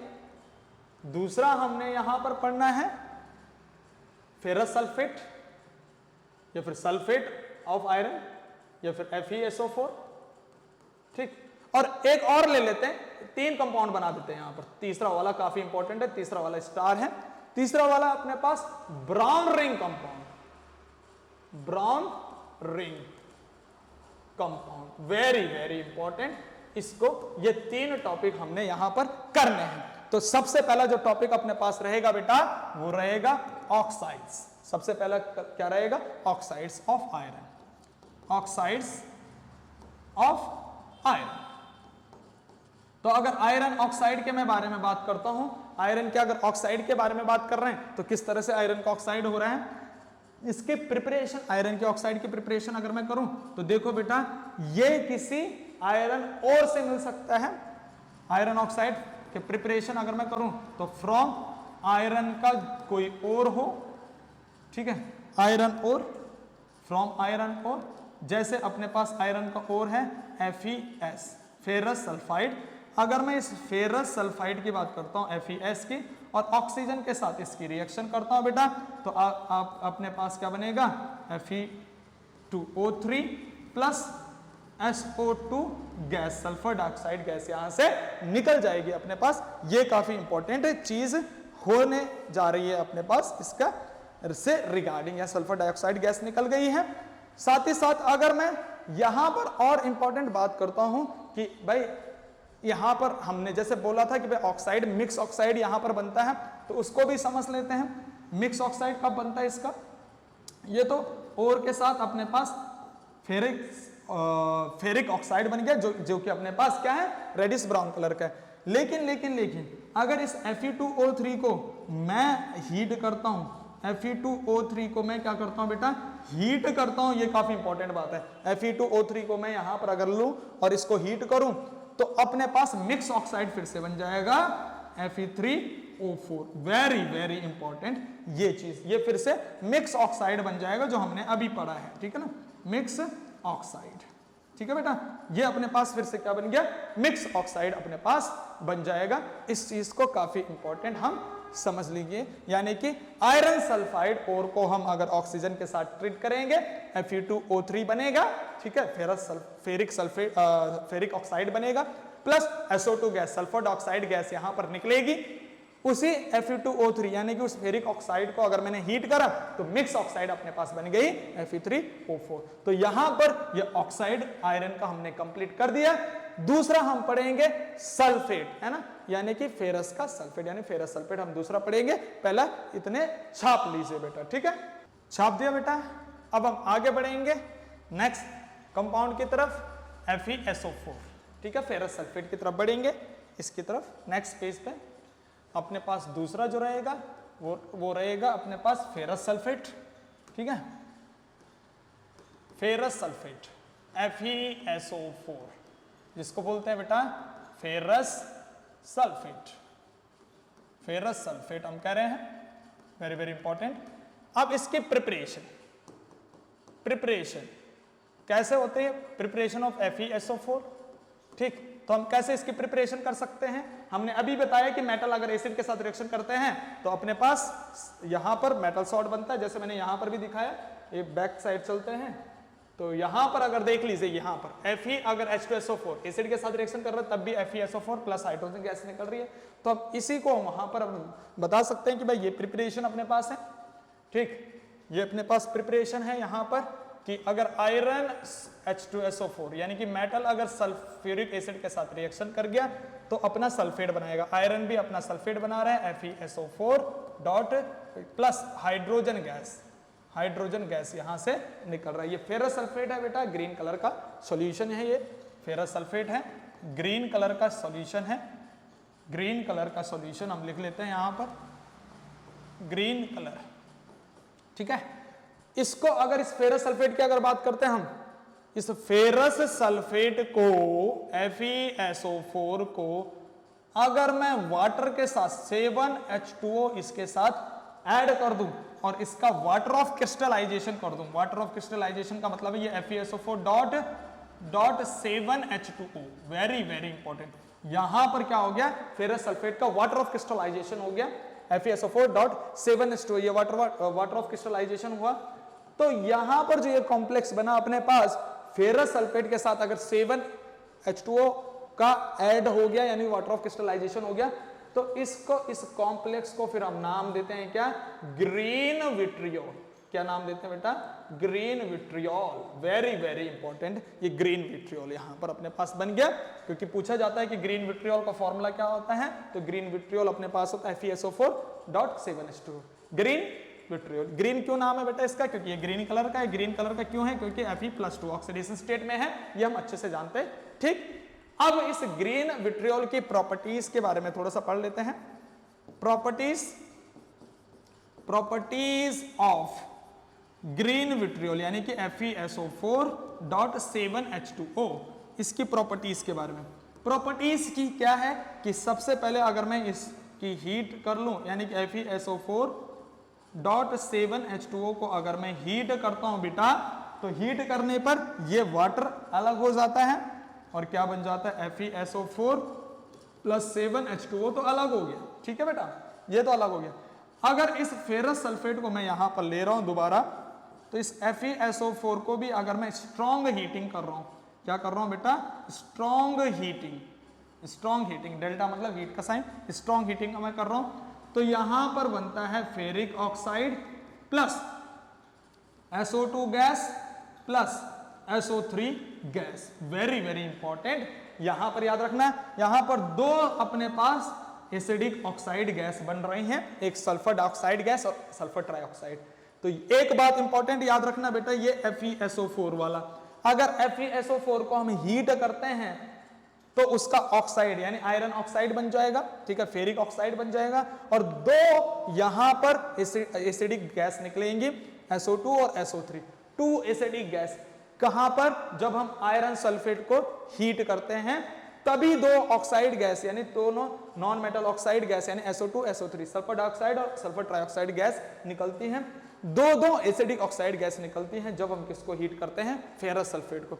अदरवाइज अगर किसी और के सल्फेट को हीट कर रहे हैं, जैसे मान लीजिए आयरन के अलावा अगर किसी दूसरे सल्फेट को हम हीट कर रहे हैं, जैसे जिंक सल्फेट की बात कर रहे हैं, कॉपर सल्फेट की बात कर रहे हैं, तो वहां पर दो गैस नहीं निकलती, केवल एक ही गैस निकल रही है। जैसे मान लीजिए अगर मैंने यहां पर बात करी, ये फॉर एग्जांपल मैंने बात करी यहां पर जिंक का सल्फेट है बेटा, जिंक का सल्फेट है, या फिर कॉपर सल्फेट की अगर मैं बात कर रहा हूं, तब अगर मैं इसको हीट कर रहा हूं तो यहां पर इनका ऑक्साइड तो बनेगा, जैसे ZnO, ये CuO प्लस यहां पर एक ही गैस निकलेगी सल्फर डाइऑक्साइड और सल्फर डाइऑक्साइड, यानी कि यहां पर सल्फर डाइऑक्साइड दो ही यहां पर क्या निकल रही, केवल एक ही गैस निकल रही है। बाकी कोई भी सल्फेट हो, बाकी कोई भी मेटल का सल्फेट हो, अगर उसको हीट करते हैं तो केवल एक ही एसिडिक ऑक्साइड गैस निकलती है, SO2 केवल एक ही। लेकिन जब आयरन के ऑक्साइड को आयरन सल्फेट को मैं हीट करता हूं, यह इंपॉर्टेंट है, अकेला आयरन सल्फेट ही ऐसा सल्फेट है जिसको हीट करने पर दो एसिडिक ऑक्साइड गैस निकल रही हैं अपने पास, SO2 और SO3। इस बात को काफी इंपॉर्टेंट याद रख लेना, ये दोनों अपने पास एसिडिक ऑक्साइड गैस है। क्या है बेटा, ये एसिडिक ऑक्साइड गैस है। क्या है, एसिडिक ऑक्साइड, ठीक है। एसिडिक ऑक्साइड क्यों बोल रहे हैं, क्योंकि अगर मैं SO2 और यहां पर SO3 की बात करता हूं, तो अगर इनको मैं वाटर के साथ रिएक्शन करता हूं, ठीक, वाटर के साथ रिएक्शन करने पर ये अपने करस्पॉन्डिंग एसिड देते हैं। जैसे इस SO2 की वाटर के साथ रिएक्शन कर रहा हूं तो H2SO3 यहां पर बन रहा है सल्फ्यूरस एसिड, और SO3 की अगर वाटर के साथ रिएक्शन कर रहा हूं तो H2SO4 यहां पर बनता है सल्फ्यूरिक एसिड। देखो बेटा, यहां पर सल्फर अपनी +6 ऑक्सीडेशन स्टेट में है, यहां पर सल्फर +4 ऑक्सीडेशन स्टेट में। तो मैंने क्या बताया, जो लोअर ऑक्सीडेशन स्टेट में होगा, यहां पर लोअर ऑक्सीडेशन स्टेट वाले को हम बोलेंगे सल्फ्यूरस, है ना, OUS लास्ट में लगता है सल्फ्यूरस। और जहां पर हायर ऑक्सीडेशन स्टेट में अपना पास कोई एलिमेंट होता है तो वहां पर एक लास्ट में लगता है सफिक्स के तौर पे, तो ये बन जाएगा सल्फ्यूरिक। यहां पर मैं लिख दूंगा सल्फ्यूरिक, इस बात को याद रखें, सल्फ्यूरिक एसिड। ठीक है बेटा, इस तरह से सल्फ्यूरस एसिड यहां ऊपर बना है, सल्फ्यूरिक एसिड यहां SO3 के साथ यहां पर नीचे पे बना है। तो ऐसे याद रखना, ये अकेला केवल और केवल आयरन सल्फेट एक ऐसा सल्फेट है जिसको हीट करने पर उसकी ऑक्साइड भी बनती है, ठीक, आयरन की ऑक्साइड भी बनती है, और दो एसिडिक ऑक्साइड गैस निकलती है SO2 SO3। एसिडिक ऑक्साइड मैं इसलिए इसको बोल रहा हूं बेटा क्योंकि ये वाटर के साथ रिएक्शन करने पर अपने करस्पॉन्डिंग एसिड देते हैं। दूसरी बात, नॉन मेटल ऑक्साइड है। नॉन मेटल ऑक्साइड क्या होती है, एसिडिक की होती है, क्योंकि वाटर के साथ रिएक्शन करने पर वो एसिड बनाती है। लेकिन बाकी कोई अगर सल्फेट है तो अगर उनको हीट करोगे तो फिर दो गैस नहीं निकलेगी, केवल एक ही गैस निकलेगी, SO2 यानी कि सल्फर डाइऑक्साइड गैस। ठीक है, ये बात समझ में आई, काफी इंपॉर्टेंट बात है बेटा। फिर हम आगे की तरफ चलते हैं, ब्राउन रिंग कॉम्प्लेक्स की तरफ। पहले इसको छाप लीजिए, और वो नेक्स्ट कंपाउंड हमारे पास जो है रहेगा ब्राउन रिंग कंपाउंड्स। ये काफी इंपॉर्टेंट कंपाउंड्स है। फेरस सल्फेट भी हमारा कंप्लीट हो गया, अब यहां पर रहेगा ब्राउन रिंग कंपाउंड्स, और इस पे हम करने जा रहे हैं ब्राउन रिंग कंपाउंड्स को। ठीक है बेटा, ये काफी इंपॉर्टेंट है। तीसरा जो कंपाउंड अपने पास है, ये स्टार टॉपिक है बेटा, brown ring compounds. Brown ring compounds, ठीक है, ठीक। अगर ब्राउन रिंग कंपाउंड्स की मैं बात करूं तो ब्राउन रिंग कंपाउंड्स अपने पास होता क्या है बेटा, इसका फॉर्मूला होता है अपने पास, इसका फॉर्मूला अपने पास होता है FeH2O का होल 5, ठीक, और ये इस तरह से NO, और ये एक कैपिटल ब्रैकेट होता है और इसके बाहर होता है SO4। ठीक है, ये ब्राउन रिंग कंपाउंड है बेटा। इस स्पेयर को हम बोलते हैं क्या, कोऑर्डिनेशन स्पेयर। क्या बोलते हैं, कोऑर्डिनेशन स्पेयर, या फिर कोऑर्डिनेशन ब्रैकेट, या फिर कोऑर्डिनेशन कॉम्प्लेक्स, या फिर कोऑर्डिनेशन कंपाउंड्स। ठीक है, ये ब्रैकेट के अंदर और ये ब्रैकेट के बाहर। तो ध्यान से सुनना, ये अपने पास क्या हो चुका है, अपने पास ये अपने पास बन गया ब्राउन रिंग कंपाउंड्स। ठीक है, इस ब्राउन रिंग कंपाउंड के अगर कोऑर्डिनेशन स्पेयर के अंदर मैं देखूं, कोऑर्डिनेशन स्पेयर के अंदर, तो स्पेयर के अंदर इसका +1 चार्ज होता है Fe का, और अगर पूरे कोऑर्डिनेशन कंपाउंड की बात करता हूं तो इस पे क्या होगा, +3 चार्ज होगा अगर इनसाइड स्पेयर की मैं बात कर रहा हूं, किसकी? इनसाइड स्पेयर, ठीक है, इनसाइड स्पेयर की मैं बात कर रहा हूं। जैसे अपने पास ये स्पेयर है, ठीक, ये पूरा का पूरा स्पेयर, यहां से मैं SO4 अगर हटाता हूं तो स्पेयर के ऊपर आता है 2 पॉजिटिव चार्ज, ठीक है। अब मैं इनसाइड स्पेयर की बात कर रहा हूं, यहां पर सेंट्रल मेटल एटम है Fe। Fe क्या है? सेंटर का एटम है, सेंट्रल मेटल एटम। इसको हम कोऑर्डिनेशन कंपाउंड्स भी बोलते हैं इसको पूरे को, और ये कोऑर्डिनेशन केमिस्ट्री में हम अच्छे से पढ़ने वाले हैं। इसके नाम, इसका अच्छे से सारी चीजें, IUPAC नेम क्या है वो कोऑर्डिनेशन कंपाउंड वाले चैप्टर में, कोऑर्डिनेशन केमिस्ट्री वाले चैप्टर में, जो इसके बाद वाला चैप्टर है DNF के बाद कोऑर्डिनेशन, उसमें हम पढ़ेंगे, ठीक। तो यहां पर हमने सेंट्रल मेटल एटम लिख दिया Fe। अब इसके 5 बॉन्ड तो H2O के साथ बन रखे हैं और 1 बॉन्ड NO के साथ बन रखा है। तो 5 बॉन्ड H2O के साथ अगर मैं बताऊं इस तरह से, तो मान लीजिए ये 5 बॉन्ड अपने पास हैं, ये कोऑर्डिनेशन बॉन्ड है। ये 5 बॉन्ड अपने पास किसके साथ बन रखे हैं? H2O के साथ, ठीक है। ये H2O के साथ बॉन्ड बन रहा है, ऑक्सीजन बॉन्ड बनाता है, इस बात को याद रखना। ऑक्सीजन के थ्रू बॉन्ड बनेगा, ऑक्सीजन के थ्रू बॉन्ड बनेगा, ऑक्सीजन के थ्रू बॉन्ड बन गया, ऑक्सीजन के थ्रू बॉन्ड बनेगा, हाइड्रोजन के थ्रू बॉन्ड नहीं बनेगा, ठीक है। तो ये 5 बॉन्ड तो बन गया H2O के।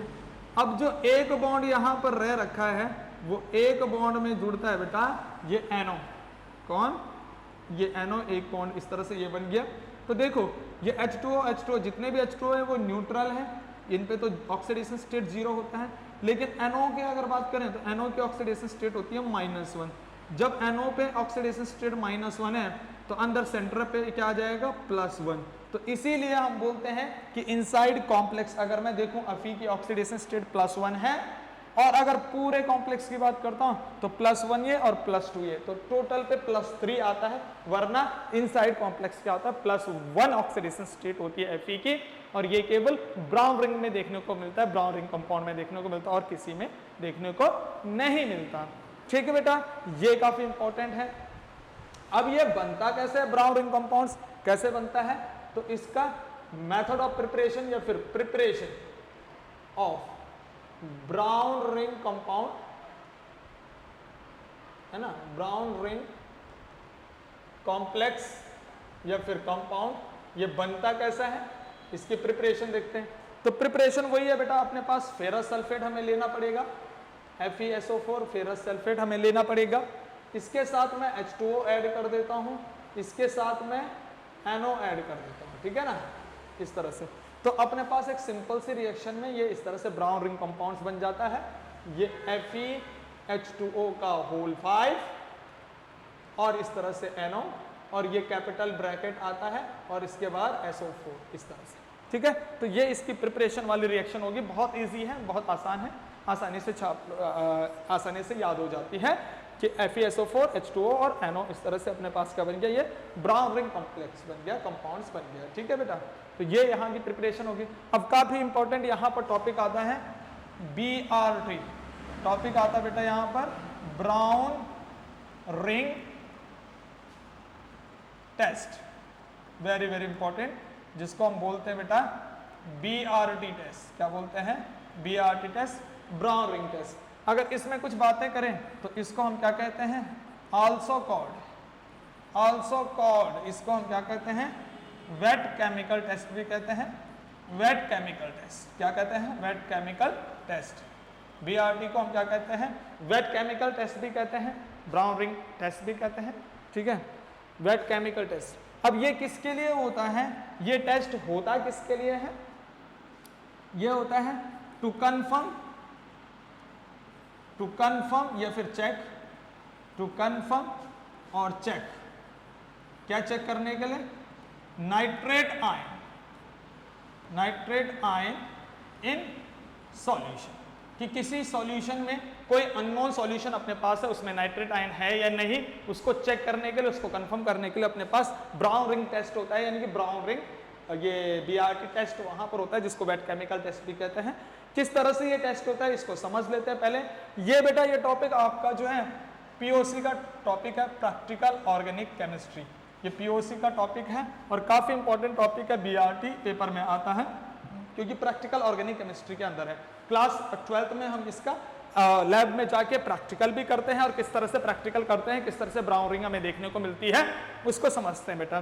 तो यहाँ पर अगर जब हम बात करें कि मान लीजिए हमने ये टेस्ट ट्यूब लिया, ठीक है, ये टेस्ट ट्यूब लिया, इस टेस्ट ट्यूब में हमने अननोन सॉल्यूशन ले लिया, कोई अननोन सॉल्यूशन ले लिया और ऐसा सॉल्यूशन लेना है जिसमें अपने पास नाइट्रेट आयन हो, ठीक है ना, नाइट्रेट आयन हो। जैसे हम यहाँ पर मान लीजिए ये अननोन सॉल्यूशन ले लिया और अननोन सॉल्यूशन मान लीजिए उसमें नाइट्रेट आयन है, तो मान लीजिए हम KNO3 भी ले सकते हैं, पोटेशियम नाइट्रेट, या फिर NaNO3 भी ले सकते हैं, सोडियम नाइट्रेट, कोई भी ले लीजिएगा। तो मान लीजिए मैंने यहाँ पर NaNO3 लिया, सोडियम नाइट्रेट मैंने यहाँ पर लिया NaNO3, ठीक है ना, यहाँ पर NaNO3 मैंने इस तरह से ले दिया, सोडियम नाइट्रेट, अच्छा सोडियम नाइट्रेट ले लो या फिर पोटेशियम नाइट्रेट ले लो, ठीक है, यानी कि ऐसा सॉल्यूशन यहाँ पर होना चाहिए जिसपे नाइट्रेट आयन है, क्योंकि तभी ये टेस्ट हमारे पास पॉजिटिव आएगा, brown ring test, BRT test. अब क्या करना है, इसमें हम यहाँ से ऐड करते हैं कंसंट्रेटेड H2SO4, क्या ऐड करते हैं, कंसंट्रेटेड H2SO4 सल्फ्यूरिक एसिड जो है इसमें ऐड करते हैं। लेकिन जब सल्फ्यूरिक एसिड ऐड करेंगे तो वो उसको बस टेस्ट ट्यूब के बिल्कुल साइड वॉल से चिपका के डालना है, यानी कि ऐसा नहीं कि एकदम से तुमने इसके अंदर डाल दिया, उसको टेस्ट ट्यूब के साइड वॉल से, यहाँ पर मैं बता रहा हूँ इस तरह से साइड वॉल से चिपका के, जब भी हम यहाँ पर कंसंट्रेटेड H2SO4 डालेंगे तो इसकी साइड वॉल से चिपका के हुए डालना है अंदर, ताकि वो धीरे धीरे साइड पे लगते और यहाँ नीचे मिले, ठीक है। एकदम डालोगे बेटा तो एक्सप्लोजिव रिएक्शंस होगी, तो उसी एक्सप्लोजिव रिएक्शंस को बचने के लिए या फिर उसी एक्सोथर्मिक रिएक्शन से बचने के लिए हम क्या करेंगे, यहाँ पर H2SO4 साइड वॉल के हेल्प से डालेंगे आराम से, ठीक है ना। उसके बाद नेक्स्ट हम यहाँ पर क्या ऐड करेंगे, ऊपर से FeSO4, ठीक है, फेरस सल्फेट हम यहाँ पर डालेंगे।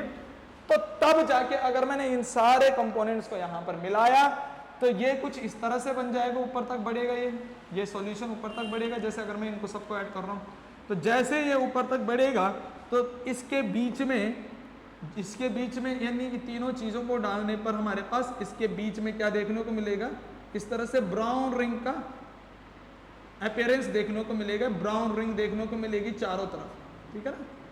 जो टेस्ट ट्यूब होगी उस टेस्ट ट्यूब के चारों तरफ हमें इस तरह से क्या देखने को मिलता है, ब्राउन रिंग देखने को मिलती है। और ये ब्राउन रिंग होती किसकी है, ये ब्राउन रिंग कंपाउंड होता अपने पास ये FeH2O का होल 5 और NO, यही अपने पास ब्राउन रिंग कॉम्प्लेक्स होता है इस तरह से, यही यहाँ पर बीच में बनता है, दो लिक्विड को सेपरेट कर देता है, ठीक है ना। यानी दो लिक्विड के बीच में ये ब्राउन रिंग बनता है इस तरह से, ये कुछ लिक्विड नीचे होता है कुछ लिक्विड ऊपर हो जाता है, तो दो लिक्विड के बीच में ये ब्राउन रिंग कॉम्प्लेक्स बनता है, ठीक है ना। तो ये काफी इंपॉर्टेंट है, ये पेपर में आता हमारे पास। करना कैसे, मैंने बोल दिया कि कोई भी नाइट्रेट आयन का सॉल्यूशन ले लेना है, उसमें साइड वॉल की हेल्प से धीरे धीरे H2SO4 डालना है और फिर FeSO4 फेरस सल्फेट डालना है। फिर थोड़ा देर देखेंगे तो थोड़ी देर बाद वहां पर क्या होगी, टेस्ट ट्यूब के चारों तरफ, टेस्ट ट्यूब के अंदर से चारों तरफ क्या होगा, ब्राउन रिंग बन जाएगी और वो ब्राउन रिंग कंपाउंड होगा इस तरह से, ठीक है ना बेटा। मैं बोल रहा हूं ये कोऑर्डिनेशन कंपाउंड है और ये कोऑर्डिनेशन कंपाउंड हम इस कोऑर्डिनेशन वाले चैप्टर में पढ़ेंगे। तो ये वाला कंपाउंड काफी इंपॉर्टेंट अपने पास बना, क्योंकि ये बिल्कुल इंटरलिंक कंपाउंड था इनऑर्गेनिक केमिस्ट्री और कोऑर्डिनेशन केमिस्ट्री का, ठीक है ना। जब हम आगे कोऑर्डिनेशन केमिस्ट्री स्टार्ट करते हैं तो यही वो कंपाउंड है जो कोऑर्डिनेशन केमिस्ट्री को और इनऑर्गेनिक केमिस्ट्री को आपस में जोड़े रखता है, ठीक है ना। तो ये काफी इंपॉर्टेंट है, ये है इंटरलिंक कंपाउंड्स, इंटरलिंक, ये बहुत इंपॉर्टेंट बात है, very very important. Interlink compound between coordination and inorganic chemistry, coordination and inorganic chemistry, ठीक है। कोऑर्डिनेशन केमिस्ट्री और इनऑर्गेनिक केमिस्ट्री के बीच में ये क्या है, इंटरलिंक कंपाउंड है। ये बात काफी इंपॉर्टेंट हमने याद रखनी है बेटा अपने पास, ठीक है ना। ये वाली बात काफी इंपॉर्टेंट है कि इसी की वजह से हम देखते हैं कि भाई कोऑर्डिनेशन और इनऑर्गेनिक केमिस्ट्री आपस में लिंक्ड हो जाती है इस ब्राउन रिंग कंपाउंड्स की वजह से, ठीक है। तो ये तो हमने करा बेटा यहाँ पर प्रैक्टिकल। अब इसका हम क्या करते हैं, थ्योरेटिकल देखते हैं कि किस किस तरह से स्टेप वाइज ये चीजें करनी है हमने। वो स्टेप वाइज इसके रिएक्शन देख लेते हैं, ब्राउन रिंग टेस्ट की जो रिएक्शन है, ठीक। तो तो ये जो टेस्ट है, ये ब्राउन रिंग टेस्ट जो अपने पास अगर इसकी केमिकल रिएक्शन लिखने के लिए आती है तो 3 स्टेप रिएक्शन होती है इसकी। यहाँ पर इस ब्राउन रिंग टेस्ट की यहाँ पर अपने पास क्या होती है, 3 स्टेप रिएक्शन होती है बेटा। वो 3 स्टेप रिएक्शन में सबसे पहला स्टेप की अगर मैं बात करता हूँ, यहाँ पर फर्स्ट स्टेप, यहाँ पर अगर मैं स्टेप फर्स्ट के बारे में बात करता हूँ तो मैं ये लिखता हूँ स्टेप फर्स्ट, ठीक है। तो स्टेप फर्स्ट में अपने पास क्या होता है, अगर स्टेप फर्स्ट की मैं बात करूँ तो स्टेप फर्स्ट में अपने पास क्या होता है कि हमें इस तरह से यहाँ पर अननोन सॉल्यूशन क्या होता है नाइट्रेट का, जैसे हमने मान लीजिए NaNO3 लिया, उसके ऊपर हम क्या डालते हैं, कंसंट्रेटेड H2SO4 डालते हैं। ये कंसंट्रेटेड H2SO4 हमने यहाँ पर डाला, कॉन्क इसके ब्रैकेट में लिख देंगे, मतलब कंसंट्रेटेड, ठीक है। तो यहाँ पर जो प्रोडक्ट साइड हमारे पास बनता है कि यहाँ से NO3 और यहाँ से H, ये वाला अपने पास काफी इंपॉर्टेंट बनता है HNO3 प्लस, उसके बाद अपने पास बन जाएगा Na और यहाँ से HSO4, तो ये अपने पास बन गया NaHSO4, सोडियम बाइसल्फेट। लेकिन ये बाई प्रोडक्ट है, हमारे पास मेन प्रोडक्ट कौन सा है, ये नाइट्रिक एसिड।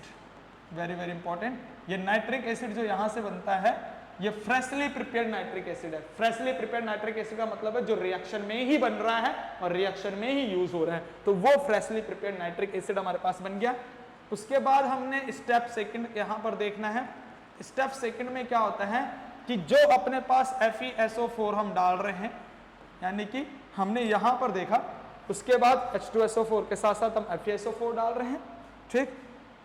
और यहाँ पर हम जो है ये FeSO4 डाल रहे हैं, प्लस जो यहाँ पर नाइट्रिक एसिड बना HNO3, ठीक, प्लस H2SO4 उस सॉल्यूशन में पहले से होगा अंदर ही, यानी कि H2SO4 हम जैसे डाल रहे हैं तो कुछ H2SO4 तो रिएक्शन कर जाएगा, लेकिन कुछ H2SO4 वहां पर रह जाएंगे इसी तरह से।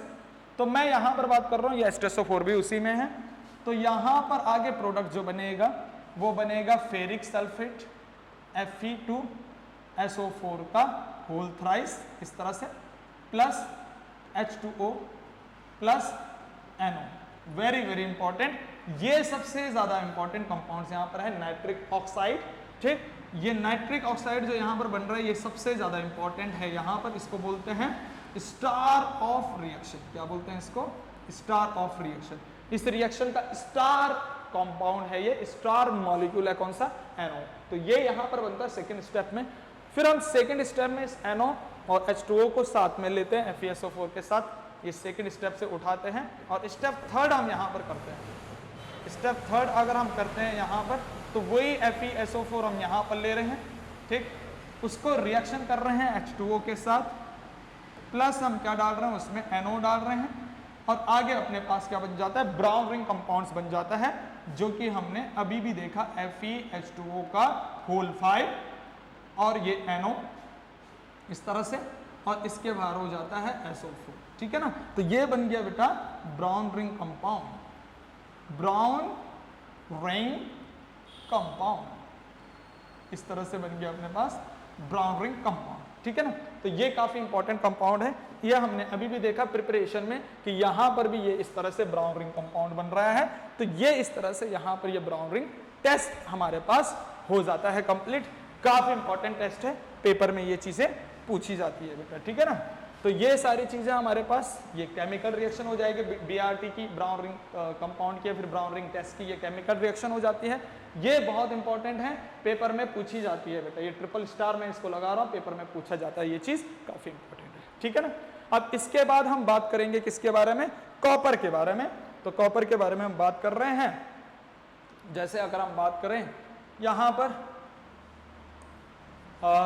यहाँ पर अगर बात करें, ठीक है, ये चीज पहला पेज अगर हम देखें तो हमने आयरन को तो कर दिया कंप्लीट, आयरन वाला पोर्शन अपना कंप्लीट हो चुका है, ठीक। अब हम शुरुआत करेंगे किसके, कॉपर की। तो हम कॉपर को शुरुआत कर रहे हैं, उसको देखते हैं आगे, ठीक। हम कर रहे हैं कॉपर से शुरुआत। ये नेक्स्ट अपने पास है कॉपर, ठीक है बेटा। कॉपर को हम Cu से रिप्रेजेंट करते हैं, ठीक। एटॉमिक नंबर कितना होता है एटॉमिक नंबर कॉपर का होता है 29 और इसका एक्सेप्शन इलेक्ट्रॉनिक कॉन्फ़िगरेशन होता है ये आर्गन इस तरह से यहाँ पर और ये 3d10 और 4s1 ये इसका एक्सेप्शन इलेक्ट्रॉनिक कॉन्फ़िगरेशन होता है। ठीक, दो ऑक्सीडेशन स्टेट कॉपर की होती हैं, कॉपर की दो ऑक्सीडेशन स्टेट ऑफ कॉपर, ठीक है, वो दो ऑक्सीडेशन स्टेट होती हैं कॉपर +2 कॉपर +1, ठीक है ना। तो ये इसकी कॉमन ऑक्सीडेशन स्टेट होती हैं। +2 का मतलब समझ रहे हो कि दो इलेक्ट्रॉन चले गए, एक s से और एक d से, तो यहाँ पर क्या हो जाएगा आर्गन के बाद 3d9 रहेगा और यहाँ पर आर्गन के बाद 3d10 रहेगा। तो ये यहाँ पर हमें देखने को मिलता है इसकी जनरल इलेक्ट्रॉनिक कॉन्फ़िगरेशन और कॉमन ऑक्सीडेशन स्टेट, ठीक है बेटा। अब इसकी रिएक्शन है ऑक्सीजन के साथ, काफी important, reaction with oxygen, very very important है ये वाली बात कि कॉपर जब रिएक्शन करता है ऑक्सीजन के साथ तो क्या होता है। तो मान लीजिए ये कॉपर अपने पास ऑक्सीजन के साथ रिएक्शन कर रहा है तो दो चीजें यहां पर बनती हैं, दो, वो टेम्परेचर डिपेंडेंट रिएक्शन होती है बेटा। अगर टेम्परेचर है 1100 से कम, यानी कि टेम्परेचर अगर 1100 डिग्री सेंटीग्रेड से कम हुआ टेम्परेचर तो यहां पर बनता है CuO, ठीक। और अगर वो टेम्परेचर हुआ 1100 डिग्री सेंटीग्रेड से ज्यादा, टेम्परेचर अगर 1100 डिग्री सेंटीग्रेड से ज्यादा हुआ तो यहां पर बनेगा Cu2O, ठीक है। तो इसको बोलते हैं बेटा, यहां पर कॉपर की ऑक्सीडेशन स्टेट है +2 और यहां पर कॉपर की ऑक्सीडेशन स्टेट है +1। तो एक बात यहां सुनना, हायर ऑक्सीडेशन स्टेट जहां पर होगी वहां पर इक लगेगा तो इसको बोलेंगे क्यूपरिक ऑक्साइड, ठीक। और यहां पर +1 ये लोअर ऑक्सीडेशन स्टेट है, इसको बोलेंगे क्यूपरस ऑक्साइड। ये अपने पास हो गया cupric oxide and cuprous oxide. तो इस तरह से कॉपर के हम बारे में बात करेंगे, ठीक। और लास्ट काफी इंपॉर्टेंट बात है कॉपर के बारे में कि अगर मान लीजिए ये कॉपर जो है, ये कॉपर रिएक्शन कर रहा है किसके साथ, ठीक है, ये कॉपर रिएक्शन कर रहा है CO2 के साथ प्लस H2O के साथ, वेरी वेरी इंपॉर्टेंट रिएक्शन। तो यहां पर आगे पता क्या बनता है, आगे बनता है बेटा CuCO3 CuOH का whole twice, very very important compound. ये अपने पास ब्लूइश ग्रीन कंपाउंड बनता है बेटा, क्या बनता है, ब्लूइश ग्रीन, ठीक है, ब्लूइश ग्रीन कंपाउंड्स यहां पर बनता है, ब्लूइश ग्रीन, ठीक है, कुछ ब्लू थोड़ा थोड़ा ब्लू थोड़ा थोड़ा ग्रीन कलर का कंपाउंड्स यहां पर बनता है कॉपर कार्बोनेट कॉपर हाइड्रोक्साइड्स, ठीक है ना। तो इस तरह से अपने पास ये ब्लूइश ग्रीन कंपाउंड्स बनता है। तो ये अपने पास कॉपर भी कंप्लीट हो चुका है, ये काफी इंपॉर्टेंट, ठीक है बेटा। अब हम बात कर रहे हैं किसके बारे में, बात कर रहे हैं किसके बारे में, हम आगे लास्ट टॉपिक अपने पास रहेगा वो है F ब्लॉक एलिमेंट। तो उसी को शुरुआत करते हैं, लास्ट टॉपिक अपने पास F ब्लॉक एलिमेंट, ठीक है। ये F ब्लॉक एलिमेंट के बारे में हम बात कर रहे हैं बेटा। तो F ब्लॉक एलिमेंट्स की अगर मैं बात करता हूं, F ब्लॉक एलिमेंट्स की अगर बात करते हैं तो ध्यान सुनना, F ब्लॉक एलिमेंट्स अगर देखें तो इसको हम बेटा क्या कह रहे हैं, इसकी जनरल इलेक्ट्रॉनिक कॉन्फ़िगरेशन की बात करें, किसकी बात करें, इसकी जनरल इलेक्ट्रॉनिक कॉन्फ़िगरेशन। अगर जनरल इलेक्ट्रॉनिक कॉन्फ़िगरेशन की बात करें तो n-2 F 1 to 14 n-1 D 0 से 1 ns 1 से 2, ये इसकी जनरल इलेक्ट्रॉनिक कॉन्फ़िगरेशन होती है। बहुत इंपॉर्टेंट बात याद रखनी है, ठीक है ना। अच्छा, इस F ब्लॉक की अगर मैं बात करता हूं तो F ब्लॉक में जो है दो अपने पास सीरीज होती हैं, F ब्लॉक में 2 सीरीज होती है अपने पास, 2 सीरीज होती हैं, ठीक। एक तो अपने पास होती है बेटा लेंथेनाइड सीरीज, लेंथ है नॉइड्स सीरीज, ठीक है, और दूसरा होता है एक्टिनाइड्स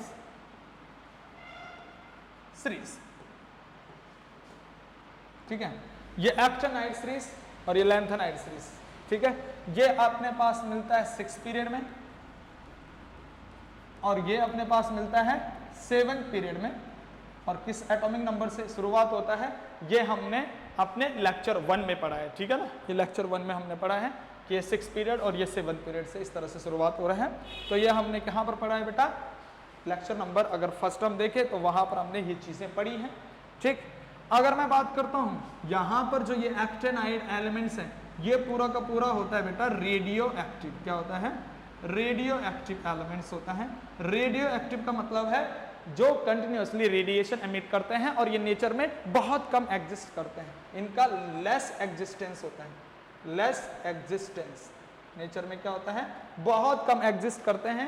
बोले तो 10⁻⁻20 सेकंड से लेकर 10⁻⁻10 सेकंड तक इनका एग्जिस्टेंस होता है, यानी कि बहुत कम एग्जिस्टेंस होता है। इसलिए ये किसी के साथ रिएक्शन नहीं करती या फिर कोई कंपाउंड इनके साथ रिएक्शन नहीं करते या फिर हम रिएक्शन में लेते नहीं है इनको। सिंपल सी बात है, क्योंकि इनका एग्जिस्टेंस ही बहुत कम है, ना के बराबर एग्जिस्टेंस है, तो इसलिए इनके हम कोई रिएक्शन पढ़ते नहीं है, ठीक है। तो ये चीजें हमने याद रखनी है, काफी इंपॉर्टेंट बात।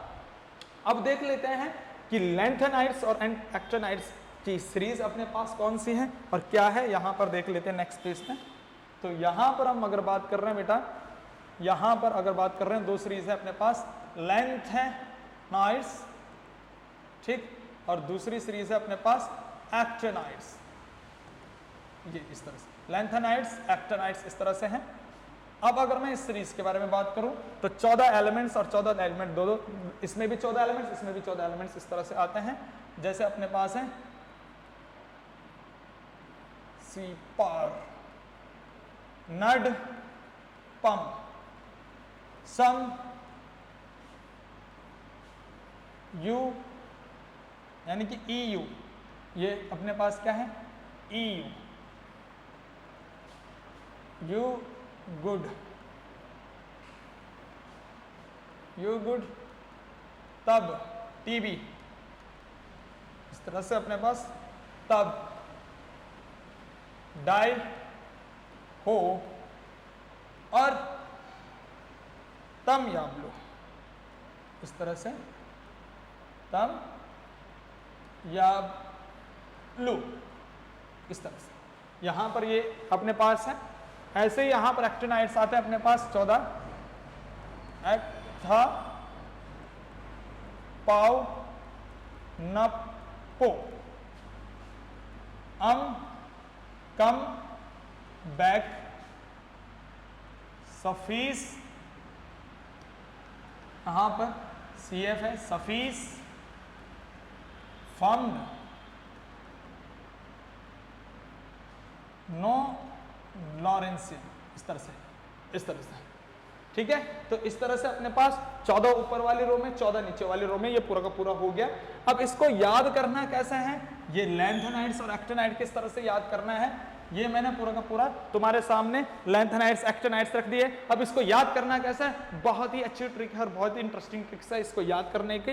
ये सीरीज में किस तरह से याद करना है, अगर लैंथेनाइड्स की बात करें तो लैंथेनाइड्स को याद करने का तरीका क्या है, उसकी ट्रिक्स क्या है वो देख लीजिएगा। वो है सीने पर नदियां प्रेम की समाई, यूं गुदगुदाई तब दिल हुआ और तुम पर यूं ही लुट गए। तो इस तरह से हम इसको याद कर सकते हैं, एक बार फिर से सुन लीजिएगा।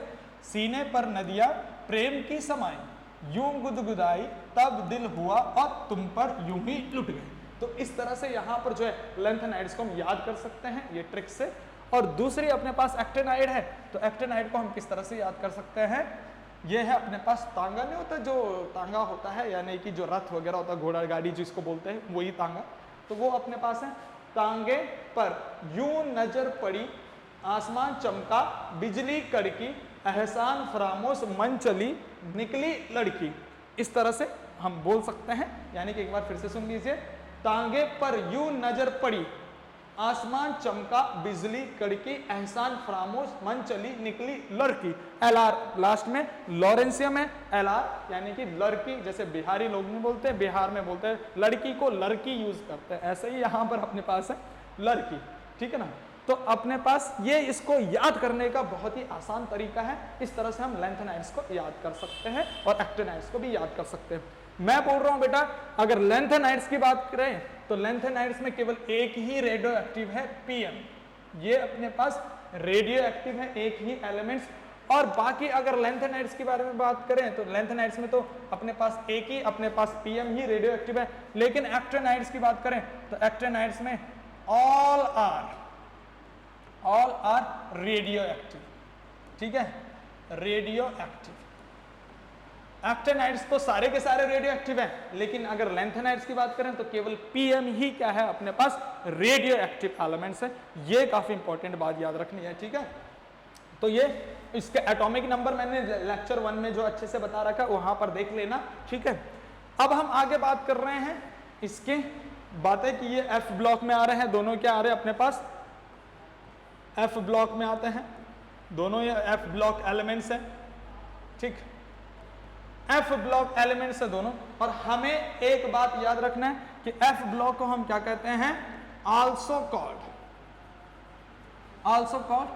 Inner transition element. क्या कहते हैं बेटा, इनर ट्रांजिशन एलिमेंट। इनको हम इनर ट्रांजिशन एलिमेंट्स के नाम से भी जानते हैं, बहुत important. Inner transition element, inner transition elements का मतलब है जो ट्रांजिशन एलिमेंट्स के अंदर पाए जाते हैं उसको हम इनर ट्रांजिशन एलिमेंट बोलते हैं, क्योंकि लैंथेनाइड और एक्टिनाइड सीरीज अपने पास डी ब्लॉक के अंदर पाई जाती है, यानी ट्रांजिशन एलिमेंट्स के अंदर बीच में पाई जाती है, इसी वजह से हम कहते हैं इनको इनर ट्रांजिशन एलिमेंट्स। और इनका और भी कारण है, इनर ट्रांजिशन एलिमेंट्स कहलाने के इनके जो कारण हैं वो 2-3 कारण हम याद रखेंगे। सबसे पहला कारण ये है कि प्रेजेंट इनसाइड ट्रांजिशन एलिमेंट्स, तो ये यहां पर हो जाएगा सबसे पहले present inside transition element, present inside transition element, कि ये ट्रांजिशन एलिमेंट्स के अंदर पाए जाते हैं, इस वजह से इनको इनर ट्रांजिशन कहते हैं। दूसरा अपने पास क्या हो जाएगा इसका, ठीक, so variable oxidation state, so variable oxidation state, ठीक है, ये भी वेरिएबल ऑक्सीडेशन स्टेट शो करते हैं इसलिए। और एक बात और, ये ट्रांजिशन एलिमेंट से भी ज्यादा ऑक्सीडेशन स्टेट शो करते हैं, उनसे भी फ्रिक्वेंटली यानी उनसे भी आसानी से वेरिएबल ऑक्सीडेशन स्टेट ये शो करते हैं, ठीक है ना। तो ये याद रखना है क्यों वेरिएबल ऑक्सीडेशन स्टेट शो करते हैं, उसके बारे में भी मैं बताऊंगा कि ये क्यों अपने पास वेरिएबल ऑक्सीडेशन स्टेट शो कर रहे हैं, ठीक।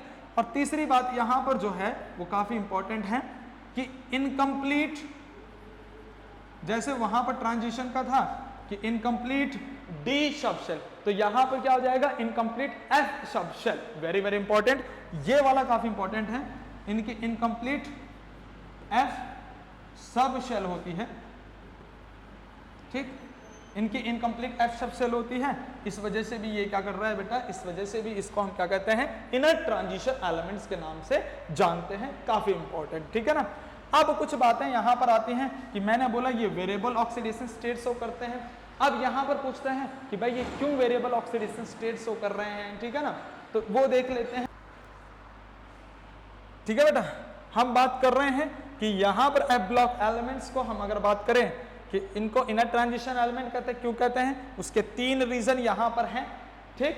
अब इसके प्रॉपर्टीज के बारे में हमने आगे देखना है कि इसकी प्रॉपर्टीज क्या है यहां पर एफ ब्लॉक की।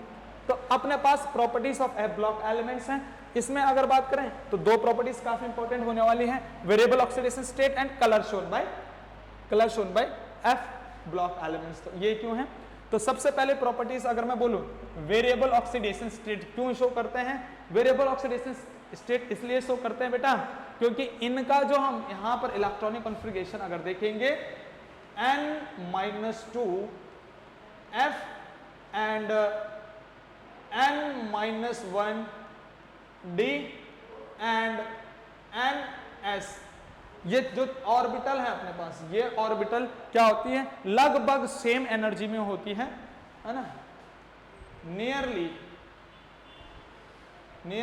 इक्वल एनर्जी, ये क्या है, लगभग सेम एनर्जी में, इक्वल एनर्जी में है। तो फिर इन तीनों के इसके इन तीनों ऑर्बिटल के इलेक्ट्रॉन एक साथ ही पार्टिसिपेशन करते हैं बॉन्ड फॉर्मेशन में, इस वजह से ये हाईली ऑक्सीडेशन स्टेट या फिर हाईली वेरिएबल ऑक्सीडेशन स्टेट दिखाते हैं, ठीक है ना, nearly equal energy. then every orbital takes part in chemical reaction. इस वजह से क्या करते हैं, जब सारी ऑर्बिटल केमिकल रिएक्शन में पार्टिसिपेट कर रहे हैं तो सबके इलेक्ट्रॉन जाएंगे, इसी वजह से ये highly variable oxidation state show करते हैं। ये काफी इंपॉर्टेंट बात यहां पर रखना है, ठीक है ना।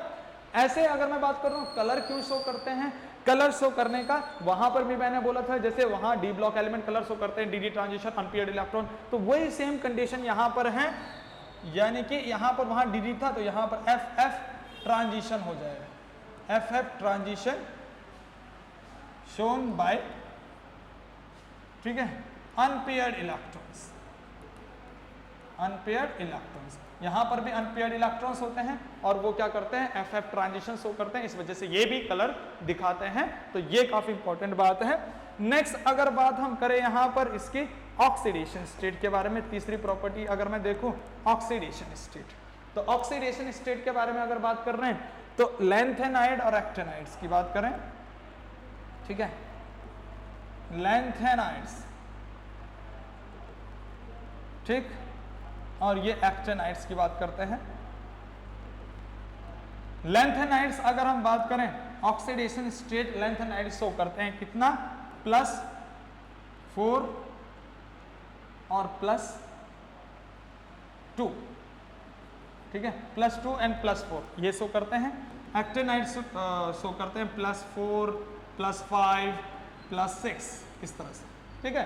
तो ये ऑक्सीडेशन कुछ अपने पास +4 शो करता है, कुछ +2 शो करते हैं लैंथेनाइड्स, वहीं एक्टिनाइड कुछ +4, कुछ +5, कुछ +6 इस तरह से ऑक्सीडेशन स्टेट शो कर रहे हैं, ठीक। अब अगर मैं बात करूं यहां पर ये ऑक्सीडेशन स्टेट शो कर रहे हैं, ये वेरिएबल ऑक्सीडेशन स्टेट शो कर रहे हैं, लेकिन अगर दोनों की मैं ये बोलूं कि जनरल या फिर कॉमन ऑक्सीडेशन स्टेट क्या है दोनों की, अगर दोनों की अगर बात करें कॉमन ऑक्सीडेशन स्टेट, ठीक है, of lanthanide actinide both, of both, तो हम क्या मानेंगे बेटा, वो +3 लेकर चलेंगे, वो +3 लेकर चलेंगे। ये काफी इंपॉर्टेंट है और ये +3 वाला ही काफी इंपॉर्टेंट हमने याद रखना है, क्योंकि अगर हमें सेपरेटली पूछें कि लैंथेनाइड कितना ऑक्सीडेशन स्टेट शो करता है तो वो अलग, +4, +2, एक्टिनाइड +4, +5, +6, ठीक है। अगर कॉमन पूछे बोला common oxidation state of lanthanide और एक्टिनाइड तो वो +3, और इसी +3 पे हम इसके कुछ केमिकल रिएक्शन पढ़ते हैं। जैसे यहां पर अगर मैं बोलूं कि इसकी कुछ केमिकल रिएक्शन अपने पास है, chemical reaction of lanthanide and actinide, बेटा एक्टिनाइड रिएक्ट तो करता है लेकिन एग्जिस्ट नहीं कर पाता वो नेचर में, तो उसकी रिएक्शन हम कम ही पढ़ते हैं। मैं बोल रहा हूँ एक्टिनाइड रिएक्शन तो करता है, फास्ट रिएक्शन होता है, लेकिन वो रेडियो एक्टिव है तो वो नेचर में कम एग्जिस्ट करेगा, इसलिए हम उसको ज्यादातर मेंशन नहीं करते हैं। तो अगर फिर भी मैं यहाँ पर बात कर रहा हूँ कि मान लीजिए इसकी केमिकल रिएक्शन है, सबसे पहले किसके साथ, रिएक्शन विद ऑक्सीजन, अगर ऑक्सीजन के साथ रिएक्शन करें तो किस तरह से, मान लीजिए ये लैंथेनाइड रिएक्ट कर रहा है और ये एक्टिनाइड रिएक्ट कर रहा है, यहाँ पर ऑक्सीजन, यहाँ पर ऑक्सीजन, ठीक। ऑक्सीजन की वैलेंसी 2 होती है, इनकी कॉमन अपने पास ऑक्सीडेशन स्टेट 3 है, तो ये 3 इधर चल जाएगा और 2 इधर आ जाएगा, यानी कि La2O3 इस तरह से यहाँ पर बन जाएगा लैंथेनाइड्स ऑक्साइड, और ऐसे यहाँ पर बन जाएगा एक्टिनाइड ऑक्साइड, ठीक है, इस तरह से ये यहाँ पर ऑक्साइड बन गए, ये यहाँ पर क्या बन गया बेटा, ऑक्साइड बन गया लैंथेनाइड के और एक्टिनाइड के।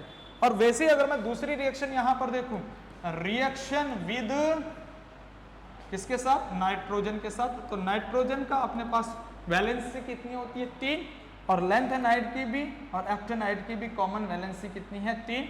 तो यहाँ पर अगर नाइट्रोजन के साथ भी रिएक्शन कर रहे हैं तो 3 इसकी भी 3 इसकी भी तो कैंसिल आउट हो जाएगी, तो यहाँ पर La भी A रह जाएगा, नाइट्रोजन भी एक रह जाएगा, LAN इस तरह से यहाँ पर बन जाएगा लैंथेनाइड नाइट्राइड, लैंथेनियम नाइट्राइड, और यहाँ बनेगा एक्टिनाइड्स नाइट्राइड, इस तरह से। तो यहाँ पर ये रिएक्शन हो गए। ऐसे वाटर के साथ भी रिएक्शन करेंगे, तीसरी जो है रिएक्शन विद वाटर, तो वाटर के साथ भी रिएक्शन करें तो ये लैंथेनाइड है, ये एक्टिनाइड है, प्लस H2O, तो यहाँ से हाइड्रोक्साइड आयन आएगा H2O से, तो यहाँ पर आगे क्या बनेगा, LaOH का होल थ्राइस, और ऐसे यहाँ पर क्या बनेगा, ACOH का होल थ्राइस।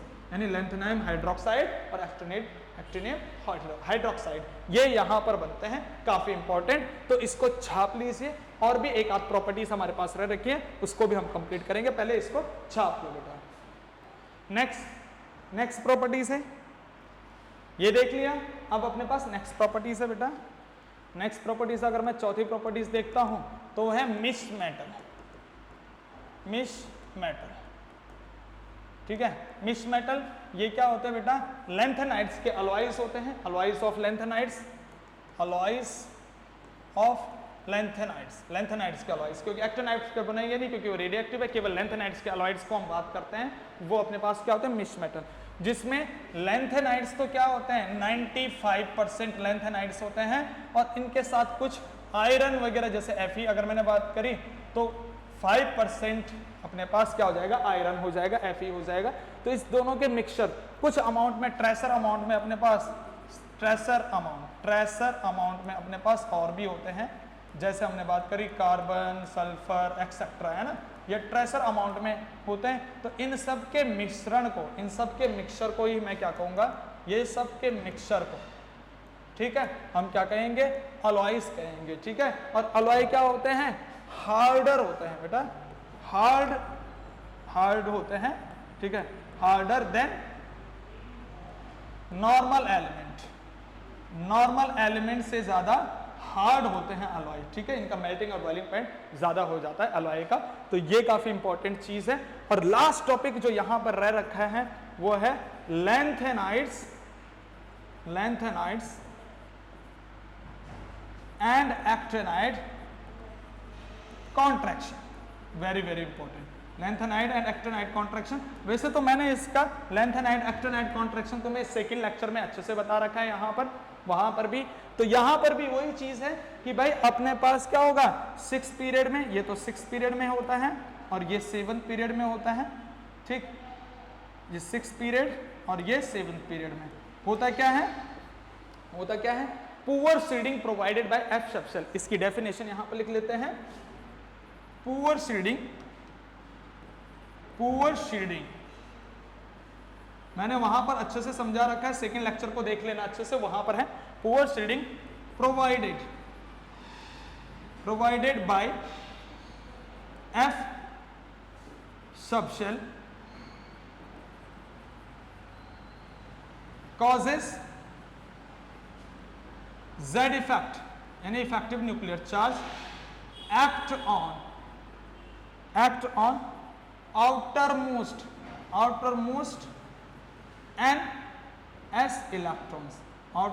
ns इलेक्ट्रॉन्स, ठीक है। तो उसकी वजह से जब पुअर शील्डिंग होती है एफ शेल की वजह से, तो उसका जो Z इफेक्ट है, न्यूक्लियस का जो इफेक्ट है, न्यूक्लियर चार्ज जो है आउटरमोस्ट ns इलेक्ट्रॉन्स पे लगता है, बाहर वाले ns सेल के इलेक्ट्रॉन्स पे लगता है और साइज को कॉन्ट्रैक्ट कर देते हैं, ठीक है। Act on outermost ns electron, then size of atom get contracted, ठीक। this phenomenon is known as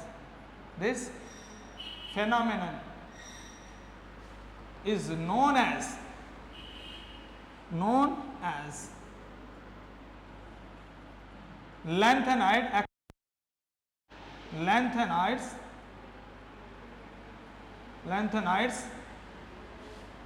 and actinide contraction, ठीक है बेटा। इसी को हम क्या कहते हैं? लैंथेनाइड एक्टिनाइड कॉन्ट्रैक्शन कहते हैं। ये डेफिनेशन काफी इंपॉर्टेंट है। अगर वो कॉन्ट्रैक्शन 6 पीरियड में लग रहा तो लैंथेनाइड और 7 पीरियड में लग रहा एक्टिनाइड, और इसी कॉन्ट्रैक्शन की वजह से क्या हो जाती है? डी ब्लॉक एलिमेंट की कुछ साइज क्या हो जाती है? ग्रुप में इक्वल हो जाती है। किस किस की? 5th 6th 7 पीरियड से की साइज जो है इक्वल हो जाती है। वो मैंने तुम्हें बता रखा है किसमें? सेकेंड लेक्चर में अच्छे से वहां पर इसके बारे में है। तो इतना हमारा बेटा कंप्लीट हो चुका है। D and F block element हमारे पूरे के पूरे कंप्लीट हो चुके हैं। सारे बच्चे जो है अच्छे से इन चीजों को पढ़ेंगे, D and F block elements को अच्छे से पढ़ेंगे। अब सारे बच्चे नोट्स से ही पढ़ेंगे। सबसे ज्यादा इंपॉर्टेंट है चीजें नोट्स। बेटा नोट्स से ही सारी चीजें आती हैं। मैं बार बार यही बोलता हूँ बेटा नोट्स ही पढ़ने, नोट्स काफी इंपॉर्टेंट है, क्योंकि मैं मजाक नहीं कर रहा हूँ, इसके बारे में काफी इंपॉर्टेंट चीजें हैं कि नोट्स ही काफी इंपॉर्टेंट है। आपको नोट्स ही बार बार पढ़ने हैं। क्वेश्चन चाहे किसी भी बुक से लगा दो, लेकिन नोट्स वही पढ़ने हैं जो हम पढ़ाएं, जो मैं पढ़ाऊं वही नोट्स काफी इंपॉर्टेंट है। बार बार उसी को पढ़ो, एक बार, दो बार, 10 बार उसी को पढ़ो। क्वेश्चन चाहे किसी भी बुक से लगाओ, बेटा मजाक नहीं कर रहे हैं, क्योंकि नोट्स से ही सारी चीजें आती है। यहाँ पर देखिए नीट में बहुत सारे बच्चों का सिलेक्शन यहाँ पर हमारे यहाँ पर हो रखा है। और अगर बैक साइड में देखें इस तरह से, तो ये बोर्ड एग्जाम के कुछ बच्चे हैं जिनकी परसेंटेज भी काफी हाई परसेंटेज आ रखी है, 98, 96 इस तरह से, 96 इस तरह से परसेंटेज यहाँ पर बच्चों की आती है। तो मजा करने वाली बात नहीं है बेटा। नोट्स एक बार विश्वास कर लेना बेटा बस, ठीक है ना, विश्वास बहुत जरूरी है। आप नोट्स पे विश्वास कर लीजिए, आप नोट्स को अच्छे से ढंग से पढ़ लीजिए, बाकी क्वेश्चन कहीं से भी लगाइए, कोई प्रॉब्लम नहीं। जो क्वेश्चन नहीं आएगा तब मेरे को बोलना बेटा, काफी इंपॉर्टेंट नोट्स हैं। मैं आपको ये प्रूफ देने वाली बातें तो हो नहीं जाती इस तरह से अपने आप में, लेकिन फिर भी देना पड़ता है, बच्चों को आसानी से विश्वास नहीं होता है, लेकिन मैं प्रूफ देता हूं कि बेटा मजाक नहीं कर रहे। ये देखो ये सिलेक्शंस हो रखे हैं बच्चों के, यहाँ से मजाक करने वाली बात नहीं है। दूसरी बात ये देखिए, यहाँ पर जो है बोर्ड एग्जाम के रिजल्ट भी है, ठीक, और यहाँ पर सिलेक्शंस वाले बच्चे भी हैं जो नीट में सिलेक्शन हो रखे हैं और जेई में भी सिलेक्शंस हो रखे हैं। नीट जेई वगैरह में सिलेक्शन बच्चों के हो रखे हैं, ये आपके सामने है पूरे का पूरे, ठीक है ना। तो आपको बस भरोसा रखना है और नोट्स को पढ़ना है काफी अच्छे से। बोर्ड एग्जाम में भी काफी इंपॉर्टेंट है नोट्स, क्योंकि बोर्ड एग्जाम की भी अगर बात करें तो बोर्ड एग्जाम के भी बच्चे यहाँ पर देखो 98%, 96, ये सारी की सारी ये आपके सामने ये है। बताने वाली बातें इसलिए है ताकि आप लोगों को विश्वास हो जाए, क्योंकि बच्चे कभी इधर से देखते हैं, इस बुक से, उस बुक से, उस टीचर से, उस टीचर से, तो ऐसे देखने की जरूरत नहीं है। बस इसी नोट्स को पढ़ लीजिए, वो आपके लिए इनफ है, 12th के लिए भी इनफ है, नीट और जेईई के लिए भी इनफ है बेटा। तो एक बार विश्वास करके देख लीजिए, क्वेश्चन आप कहीं से भी लगा लीजिए, ठीक है बेटा। तो हम ये डीएनएफ कंप्लीट हो चुका है। अब हम मिलेंगे नेक्स्ट कोऑर्डिनेशन के चैप्टर के साथ, तब तक के लिए बेटा धन्यवाद।